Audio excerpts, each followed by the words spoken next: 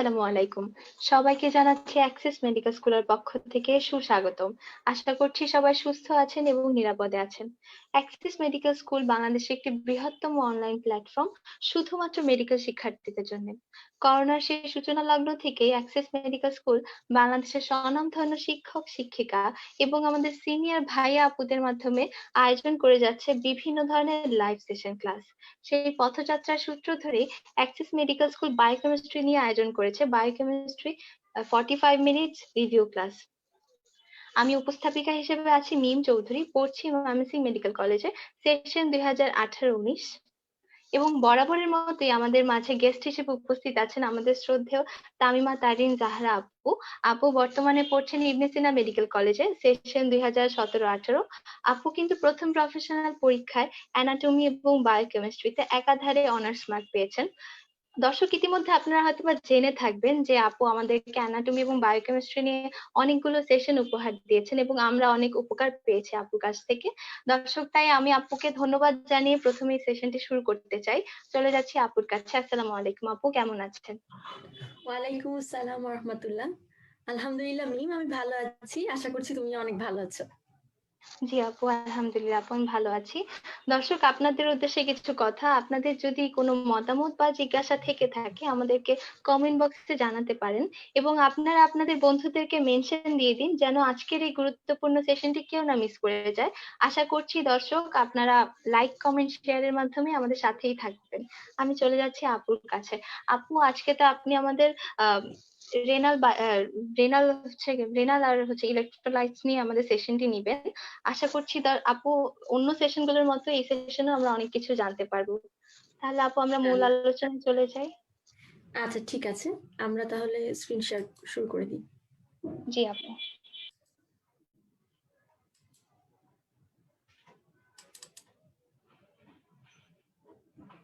আজকে আমাদের টপিক হচ্ছে বডি ফ্লুইড ইলেকট্রোলাইট আর রেনাল বায়োকেমিস্ট্রি যেটা। আচ্ছা, তো আমরা শুরুতেই হচ্ছে তো প্রথমে আমাদের body fluid acid base electrolyte part, আর শেষে ইনশাআল্লাহ আমরা রেনাল বায়োকেমিস্ট্রিটা একটু জানবো। তো প্রথমে যদি আসি ইলেকট্রোলাইটটা কি, এটা হচ্ছে আমার ভাইবার কোয়েশ্চেন। আমরা জানি ইলেকট্রোলাইটটা একটা কম্পাউন্ড যেটা আয়নাইজড ফর্মে থাকে। যখন আয়নাইজড হয় তখন বা ডিজলভ, যখন এটা ওয়াটারে ডিজলভ হয় তখন এটা আয়নাইজড ফর্মে থাকে এবং এটা আসলে মেইনলি সলিউবল সল্টগুলোর ক্ষেত্রে প্রযোজ্য এবং অ্যাসিড বেসের ক্ষেত্রে প্রযোজ্য। তো আসি, যখনই আমরা এরকম আয়োনাইজড ফর্ম এই কথাটা বলি, মানে electrolyte is a compound that ionized when dissolved in water, এটা যখন আমরা বলি তখনই জিজ্ঞাসা করে আয়নটা কি। এটা ভাইবা কোশ্চেন। হ্যাঁ, আয়নটা হচ্ছে একটা অ্যাটম যেখানে টোটাল নাম্বার অফ ইলেকট্রন এবং টোটাল নাম্বার অফ প্রোটনটা ইকুয়াল থাকবে না এবং এখানে একটা নেট পজিটিভ চার্জ হবে। হ্যাঁ, অথবা একটা নেট একটা ইলেকট্রিক্যাল চার্জ হবে, সেটা নেট পজিটিভ চার্জ হোক বা নেট নেগেটিভ চার্জ হোক। তোমরা জানো যেমন সোডিয়াম আয়ন একটা আয়ন, একটা পজিটিভ চার্জ, আবার ক্লোরাইড আয়নও একটা আয়ন, এখানে নেগেটিভ চার্জ, তাই এরকম জিনিসটা জাস্ট একটু মানে ডিস্টিং করতে পারছো কিনা তুমি, এটাই হচ্ছে গিয়ে মেন এখান থেকে পড়াটা থাকে। তো এরপর টপিক হচ্ছে আমাদের সোডিয়ামের ফাংশনটা। সোডিয়াম যদি আমরা হচ্ছে সোডিয়ামের ফাংশনে যাওয়ার আগে আছে আরেকটু জিনিস এখান থেকে লাগে যে ইলেকট্রোলাইটের ফাংশনটা কি। আমরা যখন ডেফিনিশন বলি তখন আমাদের কিছু ফাংশন বলতে হয়। আমরা জানি কিছু জেনারেল ফাংশন আছে, আবার কিছু স্পেসিফিক ফাংশন আছে। তো জেনারেল ফাংশনগুলোর কথা যদি বলি তাহলে আমরা জানি আমাদের ফ্লুইডের অসমোলারিটিটা মেনটেন করে, আমাদের রেস্টিন মেমব্রেন পটেনশিয়াল বা অ্যাকশন পটেনশিয়াল এগুলোকে মেনটেন করে, যেটা তোমরা ফিজিওলজিতে পড়ো এবং পড়তে হয়। এটা ফিজিওলজি তো আমাদের এখান থেকে মেকানিজম গুলো পড়তে হয়। আচ্ছা, তারপরে হচ্ছে আমাদের ইলেকট্রোলাইট গুলো আমাদের নিউরোমাসকুলার ইরিটেবিলিটি, তারপর এক্সাইটেবিলিটি, টিস্যু ফাংশন এগুলোর সাথে রিলেটেড। তোমরা জানো ক্যালসিয়ামের যখন ডেফিসিয়েন্সি হয় হাইপোক্যালসিমিক টিটিনি হয়। তো এরকম শুধু ক্যালসিয়াম না, আরো অনেক ইলেকট্রোলাইট আছে যাদের এরকম এক্সেস বা হচ্ছে গিয়ে ডেফিসিয়েন্সিতে আমাদের এরকম অনেক ম্যানিফেস্টেশন হয়। আবার হচ্ছে গিয়ে আমাদের স্পেসিফিক্যালি বলতে গেলে আমরা জানি এটা ব্লাড কোয়াগুলেশনে হেল্প করছে, বোন মিনারেলাইজেশনে হেল্প করছে। তারপর যখন আমরা এটা বলি তখন কিন্তু আবার জিজ্ঞাসা করে তাহলে এটা কোন ইলেকট্রোলাইট গুলো করছে। তো আমরা জানি ক্যালসিয়াম হচ্ছে ব্লাড কোয়াগুলেশনে হেল্প করে, বোন মিনারেলাইজেশনে হেল্প করে। তারপর হচ্ছে আমরা জানি যে ইলেকট্রোলাইটের কিছু বাফারিং অ্যাক্টিভিটির সাথে কনসার্ন থাকে, যেমন বাইকার্বনেট, ফসফেট এগুলো। তারপর আবার কিছু কোএফ্যাক্টর হিসেবে কাজ করে, তাই না? এনজাইমের কিছু কোএফ্যাক্টর হিসেবে আমাদের মেটালিক আয়ন গুলো থাকে আমরা জানি, যেমন ক্যালসিয়াম, ম্যাগনেসিয়াম এগুলো খুব কমনলি থাকে, জিঙ্ক, তোমরা এগুলো জানো। তো যদি মোটামুটি ইলেকট্রোলাইট থেকে আমাদের ওভারঅল এইটাই, কিন্তু এবার আসি ইলেকট্রোলাইট গুলো প্রত্যেকটা সম্পর্কে আমাদের কিছু জানতে হয়। আসলে এইটা রিটেন ভাইভা দুই জায়গার জন্য সমানভাবে ইম্পর্টেন্ট। মাঝে মধ্যে আবার এইখান থেকে এমসিকিউর কোশ্চেন অনেক বেশি আসে। প্রথমেই আমাদের সোডিয়ামটা জানতে হবে, সোডিয়ামটা সবচেয়ে বেশি ইম্পর্টেন্ট। সোডিয়ামের মধ্যে আমরা জানি সোডিয়ামের ফাংশনটা লাগবে, আমরা অলরেডি তোমরা জেনে থাকবা যে 92% ইসিএফ অসমোলারিটিটা, মানে অ্যাবাউট আমরা জানি আমাদের প্লাজমা অসমোলারিটি তো বলেছিলাম আমরা বায়োফিজিক্স পড়ার দিন যে 300 মিলি অসমোল পার লিটার এরকম। তো তার মধ্যে আবার 92%টাই হচ্ছে আমার সোডিয়ামটা এই অসমোলারিটিটাকে দেয়। এবং রেস্টিং মেমব্রেন পটেনশিয়াল, অ্যাকশন পটেনশিয়ালের মধ্যে সোডিয়াম কিন্তু একটা বড় ইম্প্যাক্ট আছে, ইউ গাইস অলরেডি নো এটা। তারপর আবার হচ্ছে আমাদের যে এক্সোক্রাইন যে ফাংশন গুলো আছে, যেমন আমরা জানি বাইল, ডাইজেস্টিভ জুস, এগুলো যে সিক্রেট হচ্ছে এই সরি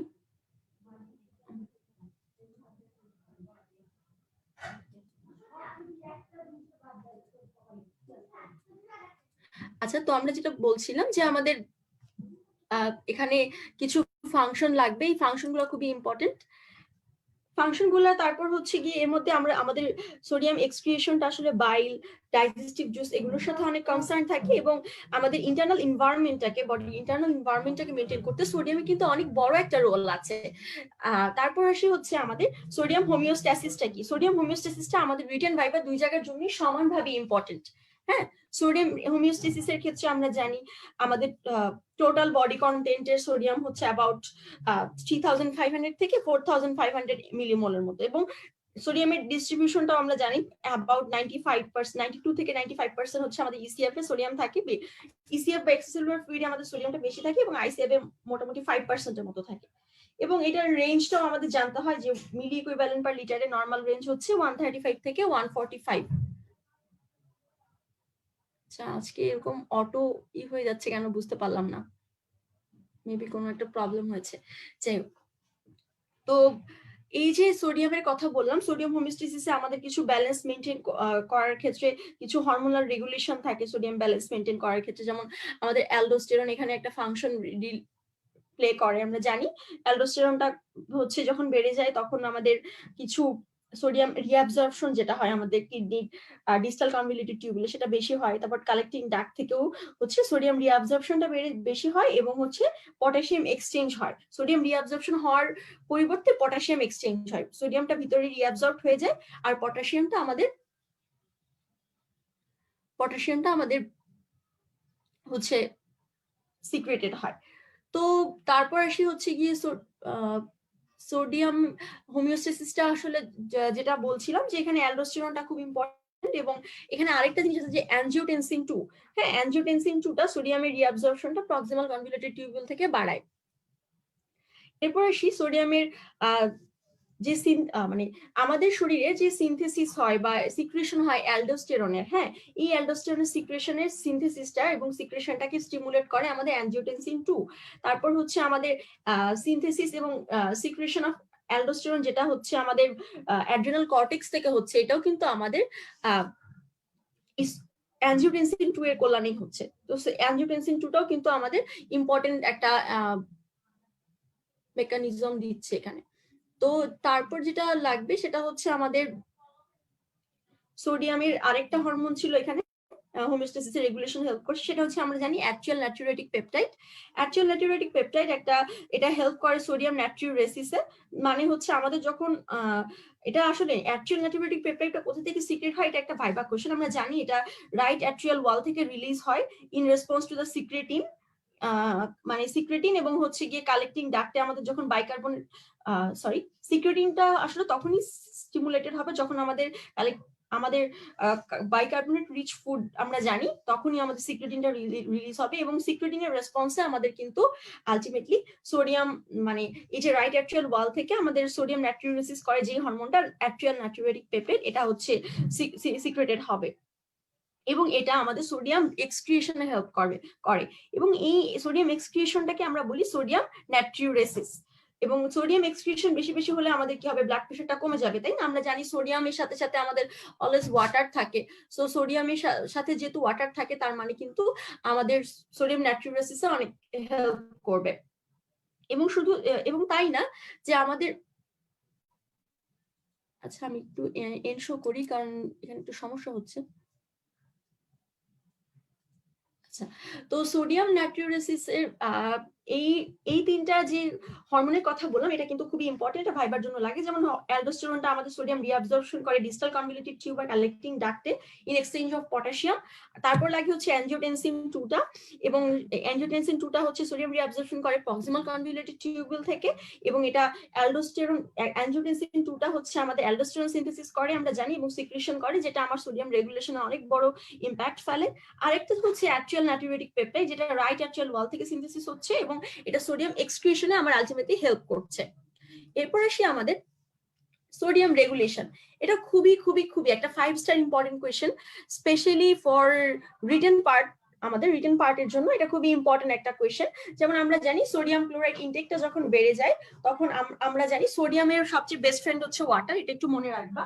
সোডিয়াম যখনই বাড়ে, সোডিয়ামের সাথে পাল্লা দিয়ে কিন্তু আমাদের ওয়াটারটাও বেড়ে যায়।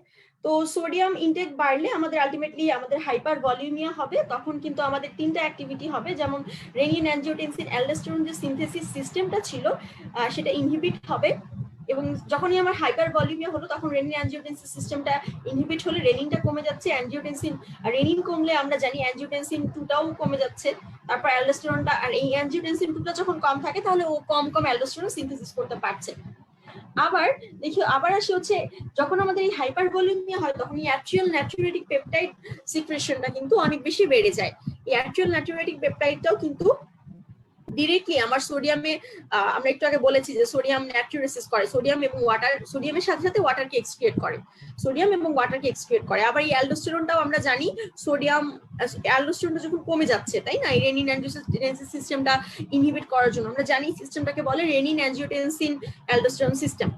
তো এটা ইনহিবিট হয়ে গেলে আলটিমেটলি অ্যালডোস্টেরন অনেক কম থাকবে, তখনও কিন্তু আমার সোডিয়াম এবং ওয়াটার এক্সক্রিয়েশনটা বেশি হবে, কারণ আমরা জানি অ্যালডোস্টেরনটা সোডিয়ামকে রিটেনশন করে, কিন্তু যখন ও কমে যাচ্ছে তখন কিন্তু সোডিয়াম এবং ওয়াটার এক্সক্রিয়েশনটা অনেক বেশি হচ্ছে।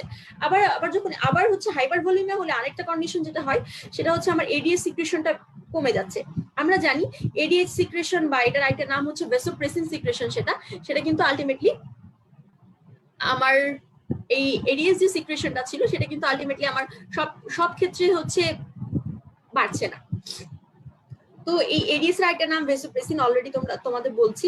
তো ভেসোপ্রেসিন এটাও একটা ভাইবা কোশ্চেন, এডিএসটা কোথা থেকে সিনথেসিস হয়, মানে কোথা থেকে সিক্রেটেড হয়, কিসের রেসপন্সে সিক্রেটেড হয়, এটা একটু লাগে। এবং এডিএসটা আমরা জানি ইউরিনকে কনসেন্ট্রেট করতে হেল্প করে। তো যখন হাইপার ভলিউমিয়া হয় তখন কিন্তু এডিএইচ এর সিক্রেশনটা কমে যাচ্ছে, এবং এডিএইচ এর সিক্রেশনটা যখন কমে যাচ্ছে তখন কিন্তু এই ইউরিনের কনসেন্ট্রেশনটা আর বাড়ছে না, তখন কিন্তু বেশি বেশি ওয়াটার এবং সল্ট এক্সক্রিয়েশন হচ্ছে, যার কারণে আমার ইউরিনটা হয়ে যাচ্ছে তখন হাইপোটনিক ইউরিন। হ্যাঁ, এবং এইভাবে যখন আমার সোডিয়াম হাইপার ভলিউমিয়া হচ্ছে, মানে সোডিয়াম ইনটেকটা যখন বেশি হওয়ার কারণে হাইপার ভলিউমিয়া হচ্ছে, তখন কিন্তু আমার এভাবে আমার আসলে সল্ট এবং ওয়াটার এক্সক্রিয়েশনটা অনেক বেশি হয়ে যাচ্ছে। তারপর যখন এক্সক্রিয়েশন হয়ে গেল তখন কিন্তু নর্মাল ইসিএ ভলিউম ফিরে আসবে, তখন আবার নর্মাল সোডিয়াম লেভেল চলে আসবে, সোডিয়াম ক্লোরাইড লেভেল চলে আসবে। আবার যখন এটা হচ্ছে যখন সোডিয়াম ইনক্রিজ করে, তখন যখন সোডিয়াম ইনটেকটা কমে যায় তখন কিন্তু এটার অপোজিট ফিনোমেনাটা ঘটে। এটা হচ্ছে খুব ইম্পর্টেন্ট একটা কোশ্চেন, আমি একটু কি পয়েন্টগুলো বলার চেষ্টা করলাম, তোমরা একটু সুন্দর করে এটা পয়েন্ট আকারে দুই বা তিনটা পয়েন্ট আকারে একটু সুন্দর করে লিখবা, কারণ এটা কিন্তু আমাদের জন্য খুবই লাগে। সোডিয়াম হোমিওস্ট্যাসিসটা আর সোডিয়াম রেগুলেশন যেটা, এই দুইটা কোয়েশ্চেন খুবই ইম্পর্টেন্ট। দেখো আমি এই জন্য এটাকে ক্যাপিটালে এরকম ভাবে লিখেছি যাতে একটু আন্ডারলাইন করা যায়। এরপরে আসি আমাদের শর্ট নোটের জন্য একটা ইম্পর্টেন্ট টপিক, এবং যারা একটু ভাইভাতে ভালো মার্কস ক্যারি করতে চাও তাদের জন্য এই কোশ্চেনটা। এটা হচ্ছে অ্যালডোস্টেরন এসকেপ। অ্যালডোস্টেরন এসকেপ মানে তো বুঝছো পালিয়ে যাওয়া, অ্যালডোস্টেরনের কথা তো অলরেডি আমরা বলা শুরু করেছি। অ্যালডোস্টেরন এসকেপটা আসলে একটা ফেনোমেনন, যেটা আসলে আমাদের যখন ইউরিনারি সোডিয়াম এক্সক্রিয়েশন যেটা, সেটা যখন এক্সেস লেভেলে হয় তখন হচ্ছে গিয়ে আমাদের মানে ম্যাক্সিমাম অ্যালডোস্টেরন অ্যাক্টিভিটি, এটা একটা ফেনোমেনন যেটা আসলে আমাদের ম্যাক্সিমাম অ্যালডোস্টেরন অ্যাক্টিভিটিটা যখন কালেক্টিং ডাক্টকে ইন্ডিকেট করে। ম্যাক্সিমাম অ্যালডোস্টেরন অ্যাক্টিভিটি মানে তো তোমরা বুঝতেই পারছো যে বেশি বেশি অ্যালডোস্টেরনের অ্যাক্টিভিটি থাকবে আমাদের কালেক্টিং ডাক্টে। তার মানে কি, অ্যালডোস্টেরন আমরা জানি সোডিয়ামকে রিটেনশন করে, মানে ধরে রাখে, এক্সক্রিট করতে দেয় না। কিন্তু এটার অ্যাবসেন্স মানে অ্যালডোস্টেরনের প্রেজেন্সেও যখন আমার এক্সেসিভ ইউরিনারি সোডিয়াম এক্সক্রিয়েশন হবে বা সোডিয়াম নাইট্রিউরেসিস হবে, সেই কন্ডিশনটাই হচ্ছে আমার অ্যালডোস্টেরন এসকেপ। এটা আসলে তখন আমাদের কোয়েশ্চেন আসে যে তাহলে অ্যালডোস্টেরনটা থেকেও নাই, ব্যাপারটা কি এরকম? হ্যাঁ আসলেও এরকম, অ্যালডোস্টেরনটা এখানে থেকে থাকবে, অ্যাক্টিভলি এখানে অ্যাক্টিভিটি করে, কিন্তু এটার অ্যাক্টিভিটিটা তখন হচ্ছে কি আসলে নর্মাল যে অ্যাক্টিভিটি ওটা ও এক্সার্ট করতে পারবে না কালেক্টিং ডাক্টে। কেন পারি না? এটা আসলে এখানে প্রেসার ডায়োরেসিস হয় এবং প্রেসার ন্যাট্রিউরেসিস হয়। প্রেসার ডায়োরেসিস মানে তো বুঝছোই, ডায়োরেসিসটা আমরা ইনশাআল্লাহ একটু পর বলবো ডিটেলসে। তো ডায়োরেসিস মানে এখন এতটুকু জেনে রাখো, এক্সেসিভ ইউরিন ফর্মেশনটাই হচ্ছে ডায়োরেসিস, এবং ডায়োরেসিসের 3টা টাইপ আছে। তো তার মধ্যে প্রেসার ডায়োরেসিস একটা ডায়োরেসিস। তো টিচাররা একটা ভাইবা কমনলি কোশ্চেন করে যখন আমরা এই ডেফিনিশনটা বলি, তখন বলে আসলে তাহলে এটা কেন হচ্ছে, অ্যালডোস্টেরন নরমাল অ্যাক্টিভিটিটা কেন এখানে ইম্পেয়ারমেন্ট হচ্ছে? তখন আমাদের অ্যান্সারটা এরকম ভাবে দিতে হয় যে এখানে প্রেসার ডায়োরেসিস এবং প্রেসার ন্যাট্রিউরেসিস হয় due to the pressure diuresis and pressure natriuresis. তারপর আসি যে আসলে এটার মেকানিজমটা কি। এটা আসলে হয় যখন ইনক্রিজ মানে সোডিয়ামের টিউবুলার লোডটা যখন বেশি হয়ে যায় সোডিয়ামের, এবং যখন আমাদের অ্যাকচুয়াল ন্যাট্রিউরেটিক পেপটাইড সিক্রেশনটা অনেক বেশি হয়, কারণ আমাদের শরীরে যখন হাইপোভলিমিয়া হয় তখন আসলে আমাদের অ্যাকচুয়াল ন্যাট্রিউরেটিক পেপটাইডটা অনেক বেশি বেশি সিক্রেটেড হয় এবং সিনথেসিস হয়। তো তখন কিন্তু আমাদের এই অ্যাকচুয়াল ন্যাট্রিউরেটিক পেপটাইডটা গিয়ে অ্যালডোস্টেরন অ্যাক্টিভিটিটাকে উপরে নিজের অ্যাক্টিভিটিটাকে প্রাধান্য দিবে, যার কারণে আমাদের সোডিয়াম এক্সক্রিশনটা বেশি হবে। এবং এটা মেইনলি হয় প্রাইমারি হাইপার অ্যালডোস্টেরনিজম এরকম কন্ডিশন গুলোতে। আরো অনেক কন্ডিশন হতে পারে, তো এটা হচ্ছে মেইন কন্ডিশন একটু যারা ভালো করতে চাও তাদের জন্য। এরপরে সে আমাদের সোডিয়াম থেকে হাইপোন্যাট্রিমিয়া, এটা কি তাই না? হাইপোন্যাট্রিমিয়া, হাইপারন্যাট্রিমিয়া এই কন্ডিশন গুলো আমাদের জন্য খুবই ইম্পর্টেন্ট, কারণ এটা রিটেনের জন্য একটা থাকেই। এই হাইপারের থেকে একটা কোয়েশ্চেন থাকেই নর্মালি, এবং ভাইভাতে কিন্তু ইনভেরিয়েবলি যে কোনোটাই জিজ্ঞাসা করতে পারে। সো আমাদের একটু জানা ভালো। আসলে এগুলা একটু কোরিলেট করে পড়তে হবে, যখন আমি একটা পড়বো তখন আরেকটা মনে করে করে পড়তে হবে, কোনটার সাথে কোনটার সাদৃশ্য কি, কোনটার সাথে কোনটার বৈসাদৃশ্যটা কি। যেমন হাইপোন্যাট্রিমিয়ার সাথে হাইপোক্যালিমিয়া এবং হাইপোক্যালসিমিয়ার কি পার্থক্য, আবার হাইপোন্যাট্রিমিয়ার সাথে হাইপারন্যাট্রিমিয়ার কি পার্থক্য। এভাবে যদি একটু পড়ি আমরা, আমার মনে হয় ইনশাআল্লাহ আমাদের একটু মনে থাকবে। এবং আরেকটা জিনিস, যে এই কজগুলো পড়তে হবে আমাদের প্র্যাকটিক্যালের সাথে মিলিয়ে, প্র্যাকটিক্যাল লাইফের সাথে মিলিয়ে। তো আমরা চলো একটু দেখি এখান থেকে কি লাগে। সবার আগে আমাদের জানতে হয় যে হাইপোন্যাট্রিমিয়া কি। আমরা জানি এটা একটা clinical condition or clinical disorder in which plasma sodium কনসেন্ট্রেশনটা less than 135 millimole per litre হবে। তো এটার কজ আছে অনেক কজ, তার মধ্যে থেকে প্রথম সারির কিছু কজ আমাদের ভাইবার জন্য লাগে এবং রিটেনের জন্য ওই প্রায়োরিটি অনুযায়ী লিখতে পারলে ভালো। প্রথমে আমরা জানি হাইপোন্যাট্রিমিয়াটা কখন হবে, তাই না? যখন আমাদের কোনো কারণে আমাদের শরীর থেকে কোনো কিছু এক্সক্রিয়েট, মানে আমাদের বডি ফ্লুইড বেশি বেশি এক্সক্রিয়েটেড হয়ে যাচ্ছে। সেটা হতে পারে ডায়রিয়ার ক্ষেত্রে, হতে পারে ভমিটিং, তারপর বার্নিং এর পেশেন্টদেরও কিন্তু ফ্লুইড লস হচ্ছে। তারপর সুইটিং এর ক্ষেত্রে দেখো, সুইটিং এর সাথে সাথে কিন্তু আমাদের সুইটের সাথে অনেক অনেক সোডিয়াম এক্সক্রিয়েটেড হয়ে যাচ্ছে। তো এটাও কিন্তু আমাদের একটা হাইপোন্যাট্রিমিয়া একটা ইম্পর্টেন্ট কজ। তো আমাদের চারটা, প্রথম কজ হচ্ছে ডায়রিয়া, ভমিটিং, তারপর বার্ন বলবো, সুইচিং বলবো, তারপর বলতে পারি আমরা ওভার ইউজ অফ ডায়োরেটিক্স, তাই না? ডায়োরেটিক্স যদি আমি বেশি বেশি ইউজ করি, বেশি বেশি ডায়োরেসিস হবে, তখন কিন্তু আমার বডিতে হাইপোন্যাট্রিমিয়া হয়ে যাবে। তারপর কিছু কন্ডিশন আছে যেমন congestive cardiac failure, nephrotic syndrome, Addison's disease. Addison's ডিজিজটা কি? এটা একটা ডিজিজ যেখানে অ্যালডোস্টেরনটা কমে যাচ্ছে। অ্যালডোস্টেরনের সিক্রেশন কমে গেলে কিন্তু আলটিমেটলি আমাদের সোডিয়াম রিটেনশনটা কম হবে, মানে সোডিয়াম বেশি বেশি তখন এক্সক্রিয়েটেড হয়ে যাবে এবং সোডিয়ামটা তখন আমাদের শরীরে কম থাকবে, তো আলটিমেটলি হাইপোন্যাট্রিমিয়া ডেভেলপ করবে। তো এইভাবে একটু কোরিলেট করে করে পড়বা ইনশাআল্লাহ কজগুলো, তাহলে হচ্ছে দেখবা পরীক্ষার হলে তুমি যদি মুখস্থটা কোনো কারণে ভুলে যাও, তুমি কিন্তু তোমার নিজের নলেজ থেকেও লিখতে পারবা। এরপর আসি হাইপোন্যাট্রিমিয়ার কনসিকুয়েন্সটা কি। মেইনলি এখান থেকে কজ এবং কনসিকুয়েন্সটা রিটেন এবং ভাইবার জন্য ইনভেরিয়েবলি লাগে, এটা বাদ দিয়ে কখনোই পরীক্ষায় যাওয়া যাবে না। তো কনসিকুয়েন্স অফ হাইপোন্যাট্রিমিয়া এটা কি? আমরা যদি এটাকে কয়েকটা ভাগে ভাগ করি, তো প্রথম ভাগটা যদি ভাবে বলি আমাদের হাইপোন্যাট্রিমিয়া, তাই না? তোমরা বুঝতে পারছো হাইপো মানে কম। তো হাইপোন্যাট্রিমিয়ার কনসিকুয়েন্সটা হচ্ছে, এখানে প্রথমেই বলবো যে cellular over hydration resulting cerebral oedema. Cellular over hydration হলে কিন্তু সেরেব্রাল ইডিমা হয়, এটা একটু মাথায় রাখতে হবে। এটার কি কি ম্যানিফেস্টেশন হতে পারে? ম্যানিফেস্টেড বাই হেডেক, নাউশিয়া, ভমিটিং, ডিসওরিয়েন্টেশন, এই জিনিসগুলো প্রথম দিয়ে বলবো। তারপর লাস্টে হচ্ছে কনভালশন, কোমা, ডেথ, এগুলো একটু বলতে হবে। তো যেটা একটু আগে বলছিলাম যে এটা তো রিটেনের জন্য এইভাবে লিখলে প্রথম পয়েন্টটা। তো তারপর হচ্ছে কি সেকেন্ডে আমরা লিখতে পারি হচ্ছে হাইপোটেনশন বা লো ব্লাড প্রেশার। থার্ড পয়েন্টে বলতে পারি cardiac shock due to the collapsing of the blood vessel, তাই না? তো এখন আসি ভাইবার জন্য যখনই আমি প্রথম cellular overhydration leading to cerebral oedema এরকম বলি, বা হচ্ছে কি টিচার জিজ্ঞেস করে যে এখানে হাইপোনাট্রিমিয়াতে কি সেরেব্রাল ইডিমা হবে নাকি হচ্ছে কি সেলের আসলে কি হবে, সেলটা কি শ্রিঙ্কেজ হবে নাকি সোয়েলিং হবে। তো ব্যাপারটা হচ্ছে দেখো, যখন আমার শরীরে সোডিয়ামটা কমে যাচ্ছে তাই না, তো আলটিমেটলি কিন্তু আমার ইসিএফ এ অসমোলারিটাও কমে যাচ্ছে, তখন এক্সট্রাসেলুলার ফ্লুইডের অসমোলারিটিটা কমে যাচ্ছে, কিন্তু ইন্টারসেলুলার ফ্লুইডের কম্প্যারিজনে ইন্টারসেলুলার ফ্লুইডের অসমোলারিটিটা কিন্তু বেশি। তার মানে আমরা জানি অসমোসিসের ধর্মটাই কি, দেখো যেখানে ইসিএফ এ হাইপোনাট্রিমিয়া হওয়া মানে হচ্ছে সোডিয়াম কনসেন্ট্রেশনটা কমে যাচ্ছে, আর হাইপোনাট্রিমিয়া মানে কিন্তু সেটা ইসিএফ এর কাহিনী তাই না। তো আইসিএফ এ যেরকম ছিল সেরকমই আছে, তার মানে ইসিএফ এ কমে গেল, আইসিএফ এ বেশি। এরপর আসি যে হচ্ছে গিয়ে আমাদের সোডিয়াম কমা মানে আলটিমেটলি আমাদের ওয়াটারটাও কমা। তো ওয়াটারটা যখন কমলো তখন আমাদের কি হবে, আলটিমেটলি ইসিএফ থেকে আইসিএফ এ মানে সেলের ভিতরে এক্সট্রাসেলুলার ফ্লুইড থেকে ইন্টারসেলুলার ফ্লুইডের মধ্যে অসমোসিস প্রক্রিয়ায় আমার হচ্ছে ফ্লুইড মানে হচ্ছে অ্যাকুমুলেশন হবে। ইডিমা মানে তো বুঝতেই পারছো যে ইন্ডাস্ট্রিয়াল স্পেসে যখন আমার ফ্লুইডের অ্যাকুমুলেশন হয় তখনই আমরা ওটাকে ইডিমা বলি। তো আমরা জানি অসমোসিসটা কখন হয়, তোমরা জানো খুব সুন্দরভাবে, অসমোসিসটা লো কনসেন্ট্রেশন থেকে হাই কনসেন্ট্রেশন গ্রেডিয়েন্টের দিকে হয়, এটা তোমরা জানো। তো এই জিনিসটা একটু মাথায় রেখে এই জিনিসটাকে খুব সহজে আমরা জানি, তখন তার মানে হচ্ছে আমাদের ওয়াটারটা এক্সট্রাসেলুলার ফ্লুইড থেকে ইন্টারসেলুলার ফ্লুইড বাই সেলের ভিতরে যাবে বাই অসমোসিস, তখনই আমার সেরেব্রাল ইডিমা ডেভেলপ করবে। তো এই জিনিসটা একটু আমাদের জানতে হয়। এরপর আসি হাইপারন্যাট্রিমিয়াটা কি। হাইপারন্যাট্রিমিয়াটা হচ্ছে একটা ক্লিনিক্যাল কন্ডিশন উইথ যেখানে আমাদের প্লাজমা সোডিয়াম কনসেন্ট্রেশনটা more than 145 millimole per litre হবে। আমরা জানি নর্মাল হচ্ছে 135 থেকে 145, তার মানে 135 মিলিমোল পার লিটারের কম হলে সেটা হাইপোনাট্রিমিয়া হবে, আর ইসিএফ এ যখন 145 এর মিলিমোল পার লিটারের চেয়ে বেশি হবে তখন সেটা হবে হাইপারন্যাট্রিমিয়া।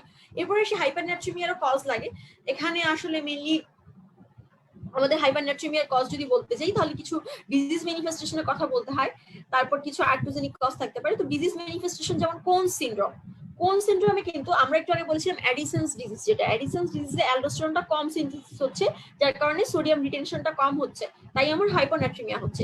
তার উল্টাটা হচ্ছে এখানে হচ্ছে কি অ্যালডোস্টেরনিজম যেটা ছিল বা হচ্ছে অ্যাডিসন্স ডিজিজ যেটা ছিল, ঠিক তার উল্টাটা হচ্ছে এখানে হচ্ছে, এটাকে আমরা বলছি কোনস ডিজিজ। হ্যাঁ, কোনস ডিজিজে হচ্ছে কি অ্যালডোস্টেরন সিনথেসিসটা অনেক বেশি হচ্ছে, এবং অ্যালডোস্টেরন সিনথেসিস বেশি হলে আমরা জানি সোডিয়ামের রিটেনশনটা আমাদের শরীরে বেশি হবে, সোডিয়াম আমাদের শরীরে বেশি বেশি জমা থাকলে আমার হাইপারন্যাট্রিমিয়া হবে। এরপর আসি কুশিং সিনড্রোমেও কিন্তু আলটিমেটলি আমার অ্যালডোস্টেরন সিনথেসিসটা অনেক বেশি হচ্ছে। আবার ডায়াবেটিস ইনসিপিডাস যেটা, ডায়াবেটিস ইনসিপিডাসেও কিন্তু আমার হচ্ছে ডায়াবেটিস ইনসিপিডাসেও কিন্তু আমার অনেক বেশি বেশি সিনথেসিস হচ্ছে, মানে সরি ডায়াবেটিস ইনসিপিডাসে কিন্তু আমার এডিএইচএস সিনথেসিসটা অনেক কম হচ্ছে, বা অ্যান্টি ডায়াবেটিক হরমোনের সিনথেসিসটা অনেক কম হচ্ছে, বা একদমই থাকছে না, অ্যাবসেন্স থাকছে। তো আমার আরো কিছু কন্ডিশনে আমার হাইপারন্যাট্রিমিয়া হতে পারে, যেমন আমার কেউ যদি এক্সেসিভ অ্যামাউন্টে সি সল্ট ইনটেক করে, আমরা জানি সি সল্টে সোডিয়ামের কন্টেন্ট অনেক হাই থাকে, আবার ইন্ট্রাভেনাস যদি কারোর হাইপারটনিক কোনো স্যালাইনের ইনফিউশন দেই, তো সেক্ষেত্রে হচ্ছে গিয়ে তার এরকম কন্ডিশন হতে পারে। আবার হচ্ছে যদি কারোর তোমার অসমোটিক ডায়াবেটিস হয়, বা কারোর ডায়াবেটিক্স যেগুলো ছিল সেই ডায়াবেটিক্স গুলোর অ্যাবিউজ হয়, তো সেক্ষেত্রে কিন্তু আমার হচ্ছে গিয়ে খুব সহজেই হাইপারন্যাট্রিমিয়া ডেভেলপ করবে। তো এরপর আসি আমাদের মানে এটা তো আমরা কজ বললাম, তো কজের পরে আমাদের কনসিকুয়েন্স জানতে হবে। কনসিকুয়েন্সের মধ্যে আমরা জানি মেইন কনসিকুয়েন্স এখানে বলবো সেলুলার ডিহাইড্রেশন হবে। এখানে আগে যেমন সেলুলার হাইপোনাট্রিমিয়াতে সেলুলার ইডিমা হয়েছিল, হাইপারনাট্রিমিয়াতে হবে সেলুলার ডিহাইড্রেশন। হ্যাঁ, এটা একটু মনে রাখবা যে হাইপো মনে করে অনেকে ভাইবাতে টিচার বলে আচ্ছা বলো তো হাইপোনাট্রিমিয়াতে কি হয়, তো আমরা বলি আচ্ছা সেলুলার ডিহাইড্রেশন হবে নাকি সেলুলার ইডিমা হবে, তো আমরা বলি যেহেতু হাইপো মানে ওয়াটারও কম থাকছে তার মানে নিশ্চয়ই সেলুলার ডিহাইড্রেশন হচ্ছে, কিন্তু এটা কিন্তু ভুল। আমরা অলরেডি বলে ফেলেছি কি মেকানিজমে এখানে সেলুলার ইডিমা হচ্ছে। এবং হাইপারনাট্রিমিয়াতেও তাই, হাইপারনাট্রিমিয়াতে আমার সেলুলার ডিহাইড্রেশন কেন হচ্ছে এটা আমাদের একটু জানতে হবে। ঠিক এটার উল্টা কাহিনী, এখানে সোডিয়াম কনসেন্ট্রেশনটা ইসিএফ অনেক বেশি থাকছে, সেই তুলনায় হচ্ছে গিয়ে আইসিএফ এ সোডিয়ামটা অনেক কম, তো যার জন্য আমার কনসেন্ট্রেশনটা অনেক, এখানে অসমোসিস হচ্ছে, সো এই জিনিসটা একটু আমার মাথায় রাখতে হবে। ওখানে যেমন ইসিএফ থেকে আইসিএফ এ অসমোসিস হয়েছিল, এখানে হচ্ছে হাইপারনাট্রিমিয়াতে হবে কি আইসিএফ থেকে ইসিএফ এ হচ্ছে গিয়ে আমার অসমোসিসটা ডেভেলপ করবে। তো এরপর আসি হচ্ছে আমার সরি আমার মেবি আজকে একটু স্লাইড একটু প্রবলেম হচ্ছে যে একা একা অটো খালি চেঞ্জ হয়ে যাচ্ছে। তারপর আসি হচ্ছে আমার এখানে আরেকটা জিনিস আছে যে রেনাল হ্যান্ডেলিং। এটা হচ্ছে রিটেন এবং ভাইবার জন্য একটু লাগে। রেনাল হ্যান্ডেলিং অফ সোডিয়াম আমাদের সময় ইয়েতে চলে আসতো মাঝে মধ্যে, তোমাদেরও আসতে পারে, তোমরা একটু দেখে নিও যে রেনাল হ্যান্ডলিংটা কিভাবে হচ্ছে। রেনাল হ্যান্ডলিংটা রিটেনের জন্য কিন্তু ইম্পর্টেন্ট এবং কত পার্সেন্ট কোথা থেকে হচ্ছে এটা ভাইবাতে খুব লাগে।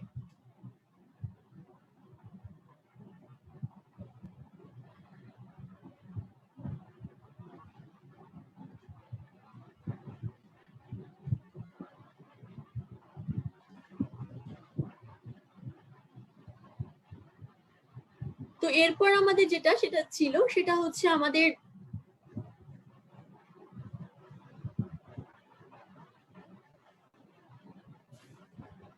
সরি এখানে আসলে একটু সমস্যা হচ্ছে, বুঝতে পারছি না আমি আসলে কি হচ্ছে।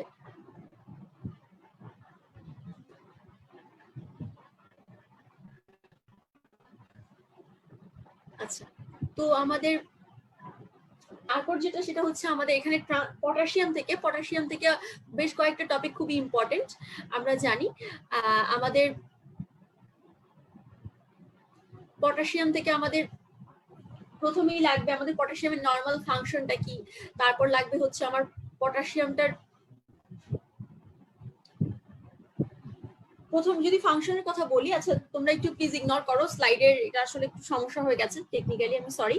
তো পটাশিয়ামে হচ্ছে কি প্রথমে যদি বলি ফাংশন, তাহলে হচ্ছে ফাংশনের মধ্যে আমাদের মেইনলি আমরা জানি restrict membrane potential, action potential, tissue excitability, এগুলোতে আমার পটাশিয়ামের একটা হচ্ছে একটা কনসার্ন থাকবে অনেক বড়। তারপর সোডিয়ামটা আমাদের এক্সট্রাসেলুলার ফ্লুইডে অসমোলারিটিটাকে মেইনটেইন করছিল, কিন্তু পটাশিয়ামটা আমাদের ইন্টারসেলুলার ফ্লুইডে অসমোলারিটিটাকে মেইনটেইন করবে।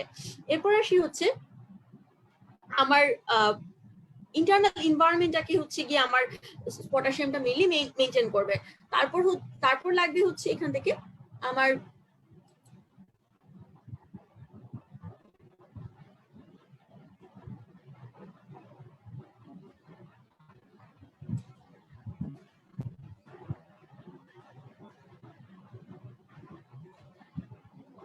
পটাশিয়ামের হোমিওস্টেসিসটাও লাগবে সোডিয়াম হোমিওস্টেসিসের মতো, এবং পটাশিয়াম হোমিওস্টেসিসটা খুবই ইম্পর্টেন্ট। এক্ষেত্রে তোমরা একটু দেখে নিবা, আশা করছি ইনশাল্লাহ।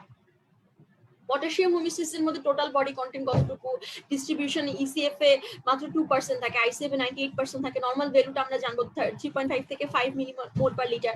পটাশিয়ামের ব্যালেন্সটা আমাদের একটু জানতে হয়, তাই না? আমাদের এখানে ইনটেক কতটুকু হচ্ছে আমরা জানি। আমরা হচ্ছে ডাব ওয়াটার যেটা বা কোকোনাট ওয়াটার, এটা ফ্রুট থেকে একটা সোর্স, হাই পটাশিয়াম সোর্স, এবং ব্যানানাটা একটা হাই পটাশিয়াম সোর্স। তারপর হচ্ছে মিট, ভেজিটেবলস, এগুলো কিন্তু একটা হাই সোর্স অফ পটাশিয়াম। তো এখান থেকে তারপরে হচ্ছে পটাশিয়ামের রেগুলেশনটা আমাদের একটু জানতে হয়। আমরা জানি পটাশিয়ামের রেগুলেশনটা রিটেন ভাইবার দুইটা জায়গার জন্য, বিশেষ করে ভাইবার জন্য খুবই ইম্পর্টেন্ট পটাশিয়ামের রেগুলেশনটা। পটাশিয়াম রেগুলেশনের মধ্যে প্রথমেই থাকে আমাদের শর্ট টার্ম পটাশিয়াম রেগুলেশন, আর একটা হচ্ছে লং টার্ম। শর্ট টার্মটা হচ্ছে আমাদের ট্রান্সমেমব্রেন পটাশিয়াম ফ্লাক্সের মাধ্যমে হয়, আর লং টার্মটা হয় আমার হচ্ছে রেনাল সিস্টেমের মাধ্যমে। তো রেনাল সিস্টেমের মাধ্যমে পটাশিয়ামটা কিভাবে রেগুলেটেড হচ্ছে, ট্রান্সমেমব্রেন পটাশিয়াম ফ্লাক্সের মাধ্যমে কিভাবে হচ্ছে, এই জিনিসগুলো তোমাদের একটু লাগে। যেমন যদি আমরা বলি যে আমাদের হচ্ছে ট্রান্সমেমব্রেন পটাশিয়াম ফ্লাক্সটা তোমাদের রিটেন ভাইবা দুইটা পার্টের জন্য ইম্পর্টেন্ট। তো ট্রান্সমেমব্রেন পটাশিয়াম ফ্লাক্সের মধ্যে আমাদের প্রথমে যেটা লাগে যে এখানে আমরা জানি পটাশিয়াম এক্সক্রিশন হয় আর পটাশিয়াম রিটেনশন হয়, তাই না? তো পটাশিয়াম যখন আমাদের পটাশিয়াম ওভারলোড হবে, আমাদের শরীরে পটাশিয়ামটা বেশি হবে, তখন কিন্তু আমাদের পটাশিয়াম এক্সক্রিশন হবে। আর পটাশিয়াম রিটেনশনটা হবে যখন আমার সোডিয়ামটা অনেক কম থাকবে, তখন হচ্ছে আমার পটাশিয়াম রিটেনশন হবে। তো আর হচ্ছে পটাশিয়াম, এই দুইটা মেকানিজমের মাধ্যমে আমি পটাশিয়াম কনসেন্ট্রেশনটাকে নরমালি মেনটেন করা হয় by the help of aldosterone enzyme. হ্যাঁ, তো অ্যালডোস্টেরন এনজাইমের এখানে আমরা একটু যদি বলি, অ্যালডোস্টেরনটা আমাদের এটার ফাংশন এখানে হচ্ছে অ্যালডোস্টেরনটা পটাশিয়াম সিক্রিয়েশনটাকে অনেক বাড়ায়। এটা মেইনলি আমাদের যে ডিস্টাল কনভলিউটেড টিউবের যে লেগ পার্টটা আছে সেখানে আমরা জানি প্রিন্সিপাল সেল আছে, তোমরা গাইডলাইনে পড়েছো এগুলো, প্রিন্সিপাল সেলের ফাংশন। তো প্রিন্সিপাল সেলের মধ্যে অ্যালডোস্টেরনটা করে কি, পটাশিয়াম সিক্রিয়েশনটা বাড়িয়ে দেয়। মানে কালেক্টিং ডাক্ট এবং লেট ডিস্টাল টিউবে যে প্রিন্সিপাল সেলগুলো আছে সেখানে আমার অ্যালডোস্টেরনটা অ্যাক্টিভিটি হয় এবং সেখানে পটাশিয়াম সিক্রেশনটা অনেক বেড়ে যায়। তারপর ইন্টারক্যালেটেড যে সেলগুলো আছে সেখানে পটাশিয়ামটা রিঅ্যাবজর্পশন হয়। হ্যাঁ, তো দুই রকম ফাংশন এখানে আছে। তারপর আসি হচ্ছে গিয়ে, তো এখানে কিছু ফ্যাক্টর থাকে যেটা আমার রেনাল পটাশিয়াম সিক্রেশনটাকে রেগুলেট করে। তো রেনাল পটাশিয়াম সিক্রেশনটাকে যা রেগুলেট করে, যে সেটাকে আমরা বলে থাকি নরমালি যে হচ্ছে গিয়ে সেরাম পটাশিয়াম কনসেন্ট্রেশনটাই মেইনলি আসলে সেরাম পটাশিয়াম সিক্রেশনটাকে রেগুলেট করে। যখন পটাশিয়াম কনসেন্ট্রেশনটা অনেক বেশি থাকবে তখন হচ্ছে গিয়ে পটাশিয়াম সিক্রেশনটা বেশি হবে, কারণ তখন আমার বেশি পটাশিয়াম আছে, বেশি বেশি আমি এক্সক্রিট করে দিতে পারবো। তারপর অ্যালডোস্টেরনের ক্ষেত্রে তোমরা অলরেডি জেনেছো, অ্যালডোস্টেরন হচ্ছে আমার প্রিন্সিপাল সেলের মধ্যে পটাশিয়াম সিক্রেশন হয়, আর হচ্ছে তোমার ইন্টারক্যালেটেড সেলে পটাশিয়াম রিঅ্যাবজর্পশন হয়। তো এটা আসলে ডিপেন্ড করে পটাশিয়াম কনসেন্ট্রেশনটা কেমন আছে, কিরকম দরকার আমার। তারপর হাইড্রোজেন আয়নের কনসেন্ট্রেশনের সাথেও হচ্ছে আমার এই পটাশিয়াম আয়নের একটা রিলেশনশিপ আছে। তারপর টিউবুলার ফ্লোরাইডের সাথেও একটা কনসেন্ট্রেশন একটা মানে একটা রিলেশন আছে, তোমরা একটু এটা একটু দেখবে। এরপর আসি আমাদের যেটা লাগে সেটা হচ্ছে আমার পটাশিয়াম রেগুলেশনটা কিভাবে হচ্ছে। পটাশিয়াম রেগুলেশনটা কিন্তু খুবই ইম্পর্টেন্ট, জাস্ট বিকজ যে ট্রান্সফার্মের পটাশিয়াম ফ্লাক্সের সাথে কিন্তু হাইড্রোজেন আয়নের একটা রিলেশন আছে, যে পটাশিয়াম বাড়লে হাইড্রোজেন বাড়ছে কি কমছে, কোথায় অ্যাসিডোসিস হচ্ছে, কোথায় অ্যালকালোসিস হচ্ছে, এবিসি তে খুব সুন্দরভাবে দেওয়া আছে। তোমরা এটা ট্রান্সফার্মের পটাশিয়াম ফ্লাক্সটা এবিসি থেকে অবশ্যই রিডিং দিয়ে নিবে, কারণ এটা কিন্তু ভাইবার জন্য একটা খুবই পেইড কোয়েশ্চেন। তো এরপর যদি আসি যে আমার পটাশিয়াম রেগুলেশনটা, যদি আমার শরীরে পটাশিয়াম ইনটেকটা বেশি হয় তখন হবে কি আমার প্লাজমা পটাশিয়াম কনসেন্ট্রেশনটা বেড়ে যাবে, এবং আলটিমেটলি কিন্তু আমার তখন এই ইনক্রিজ প্লাজমা কনসেন্ট্রেশন অফ পটাশিয়ামটা আমার স্টিমুলেট করবে অ্যালডোস্টেরন সিনথেসিসকে, তাই না? তো অ্যালডোস্টেরনটা বেশি বেশি সিক্রেশন হবে, এবং অ্যালডোস্টেরন সিক্রেশনটা যখন বেড়ে যাবে তখন আমাদের কর্টিক্যাল কালেক্টিং টিউবিউলসে অ্যালডোস্টেরনের অ্যাক্টিভিটি হবে, যার কারণে আমাদের বেশি বেশি এই যে আমার প্রিন্সিপাল সেল ছিল ডিস্টাল টিউবে কালেক্টিং ডাক্টে, সেখানে কিন্তু বেশি বেশি পটাশিয়াম আয়নটা সিক্রেটেড হবে এবং আলটিমেটলি পটাশিয়াম এক্সক্রিয়েশন হয়ে যাবে। এবং এই অপোজিট অ্যাক্টিভিটিটাই হবে যখন হচ্ছে পটাশিয়াম ইনটেকটা আমার শরীরে কম হয়ে যাবে, মানে হাইপোনাট্রিমিয়া হবে, তখন অ্যালডোস্টেরন কমে যাবে এবং পটাশিয়াম সিক্রেশনটা না বেড়ে বরং এখানে পটাশিয়াম অ্যাবজর্পশনটা রিঅ্যাবজর্পশনটা বেড়ে যাবে। তো এটাই ছিল আমার এখানকার ফাংশন যদি আমি বলি। তারপর হচ্ছে কি আমরা আসি হচ্ছে আমাদের আরেকটা ব্যাপার এখানে ছিল, আমরা জানি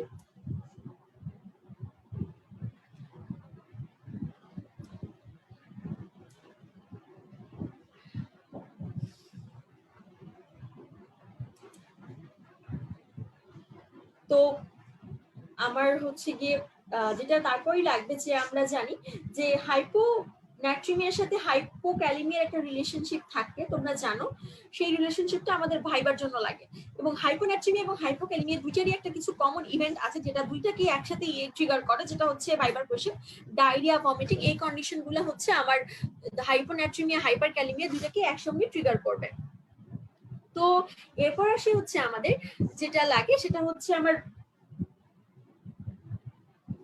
কমন কিছু ম্যানিফেস্টেশন আছে, যে আমরা যে ট্রান্সফার্মের পটাশিয়াম ফ্লাক্সের কথা অলরেডি বলেছি যে এখানে এটা কিন্তু আমাদের মেইনলি একটা ফার্স্ট লাইন ডিফেন্স হিসেবে কাজ করে। হ্যাঁ, এবং আমরা এগুলো বলে ফেলেছি যে ট্রান্সফার্মের সাথে সব রিলেশন, শুধু একটা কথাই আমরা একটু বলি নাই যে এটা আসলে এখানে হয়টা কি, তাই না?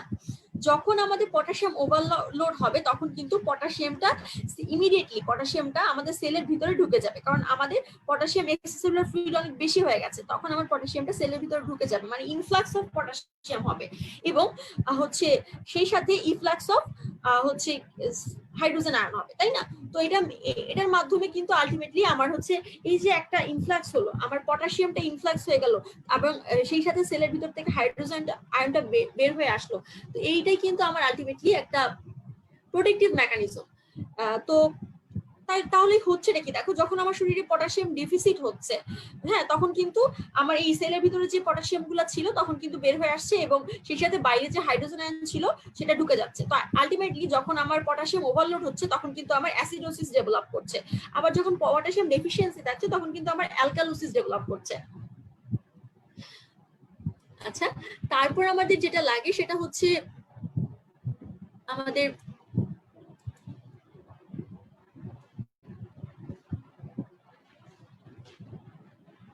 আমাদের কিছু ইনফ্লাক্স ফ্যাক্টর আছে যে এই যে আমাদের পটাশিয়ামকে ইনফ্লাক্সে হেল্প করছে, আবার সোডিয়ামকে ইনফ্লাক্সে হেল্প করছে, এই ফ্যাক্টরগুলো কিন্তু আমাদের একটু জানতে হয়।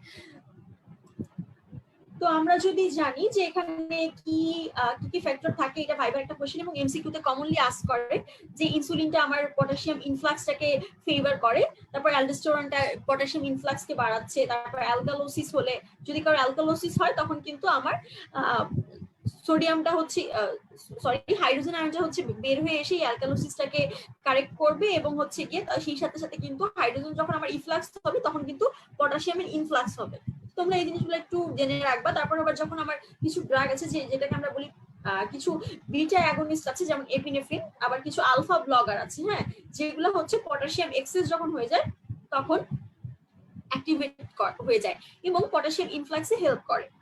তো ডায়াবেটিক পেশেন্টের এখানে একটা ভাইবার একটা কোরিলেট করার একটা ব্যাপার আছে যে ডায়াবেটিক পেশেন্টদের জন্য একটা ইম্পর্টেন্ট টেস্ট কি। তো আমাদের এখানে বলতে হয়, এটা হচ্ছে আমার কার্ডেরই প্রশ্ন, যে এখানে একটা ইম্পর্টেন্ট একটা টেস্ট বলো যেটা ডায়াবেটিক পেশেন্টদের জন্য খুবই কমন করতে হয়, সেটা হচ্ছে সেরাম পটাশিয়াম লেভেল। কারণ আমরা জানি ডায়াবেটিক পেশেন্টদের কি হয়, তাদের ইনসুলিন ডেফিসিয়েন্সি হয় নর্মালি, তাই না?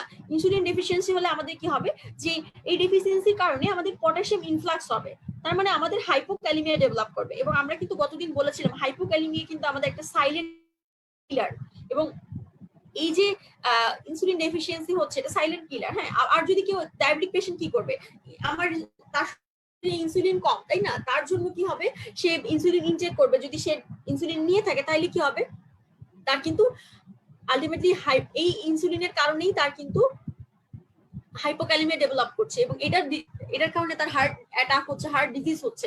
এর জন্য আমরা ডায়াবেটিক পেশেন্টকে আমরা কিন্তু ইনসুলিনের সাথে সাথে পটাশিয়ামকে এই ম্যানিফেস্টেশনটা, এই হাইপোক্যালিমিয়াটাকে প্রিভেন্ট করার জন্য যারা যারা ইনসুলিন নেয় ডায়াবেটিক পেশেন্টরা, তাদেরকে কিন্তু আমরা সাথে সাথে পটাশিয়াম আয়নটাকেও আমরা এটাকে সাথে আমরা দিয়ে থাকি নর্মালি, হ্যাঁ, পটাশিয়ামটাকে অ্যাড করে দিই।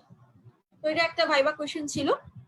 এবং নর্মালি ইনসুলিনের সাথে যেহেতু হাইপোক্যালিমিয়া কজ করে, তাই আমরা পটাশিয়ামটাকে পুশ করে ইনসুলিনের সাথে দিয়ে দেওয়া হয়। এরপর আসে কিছু ফ্যাক্টর আছে যেটা পটাশিয়ামকে সেলের ভিতর থেকে বাইরে আসতে হেল্প করছে, যেমন গ্লুকাগন, অ্যাসিডোসিস, পটাশিয়াম ডেফিসিয়েন্সি, এগুলো, তারপর আলফা অ্যান্টাগনিস্ট, বিটা ব্লকার, এগুলো হচ্ছে পটাশিয়াম ইফ্লাক্সে হেল্প করে। এরপর আসি renal potassium handling. Renal potassium হ্যান্ডেলিংটা কি? রেনাল পটাশিয়াম হ্যান্ডেলিংটা হচ্ছে আমার যখন আমার কোনো কারণে পটাশিয়ামটা, আমরা জানি পটাশিয়ামটা অ্যাবাউট 65% হচ্ছে প্রক্সিমাল কনভলিউটেড টিউবুলার রিঅ্যাবজর্বড হয়, তারপর অ্যাবাউট 27% হচ্ছে thick ascending limb of the loop of the হেনলিতে গিয়ে রিঅ্যাবজর্পশন হচ্ছে। আবার ডিস্টাল কনভলিউটেড টিউব আর হচ্ছে কালেক্টিং যে ডাক্ট আছে সেখানে কিন্তু পটাশিয়ামটা সিক্রেটেড হচ্ছে ইউরিনের মধ্যে, তাই না? বাই দ্য আমরা জানি কিছু প্রিন্সিপাল সেল আছে, সেখানে আবার কিছু জায়গায়। তো হচ্ছে এটাই ছিল। তারপর যেটা আছে যে সেটা হচ্ছে আমাদের অ্যালডোস্টেরনের হচ্ছে গিয়ে তো আমরা এবার একটু হাইপো এবং হাইপার ক্যালিমিয়া নিয়ে একটু বলি।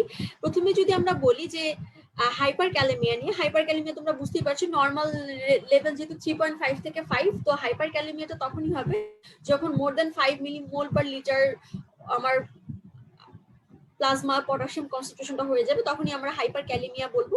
এবং এটার কজ যদি বলতে যাই তাহলে হচ্ছে রেনাল ফেলিয়ারে হতে পারে, তারপর হচ্ছে রেনাল ফেলিয়ারে হতে পারে, আরো কিছু কন্ডিশন থাকে যে এখানে হচ্ছে কি ডেভেলপ করতে পারে। তো হাইপার ক্যালিমিয়ার হচ্ছে অ্যাসিডোসিসে কিন্তু হাইপার ক্যালিমিয়া ডেভেলপ করে, এটা একটু মনে রাখতে হবে। তারপর কারো যদি হিমোডায়ালাইসিস হয় তার কিন্তু হচ্ছে হিমোডায়ালাইসিসের ক্ষেত্রেও কিন্তু তোমার হাইপার ক্যালিমিয়া ডেভেলপ করবে।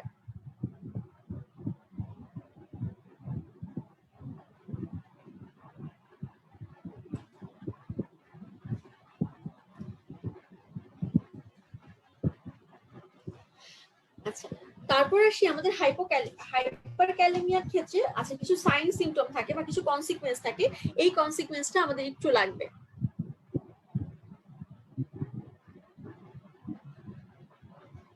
কনসিকুয়েন্সের মধ্যে আমরা জানি আমাদের মেইনলি কয়েকটা কনসিকুয়েন্স একটু লাগে, যেমন ধরো তোমার মাসেল উইকনেস হয়, নামনেস হয়, টিংলিং হয় এক্সট্রিমিটি গুলোর, বা কার্ডিয়াক অ্যারিথমিয়া ডেভেলপ করে।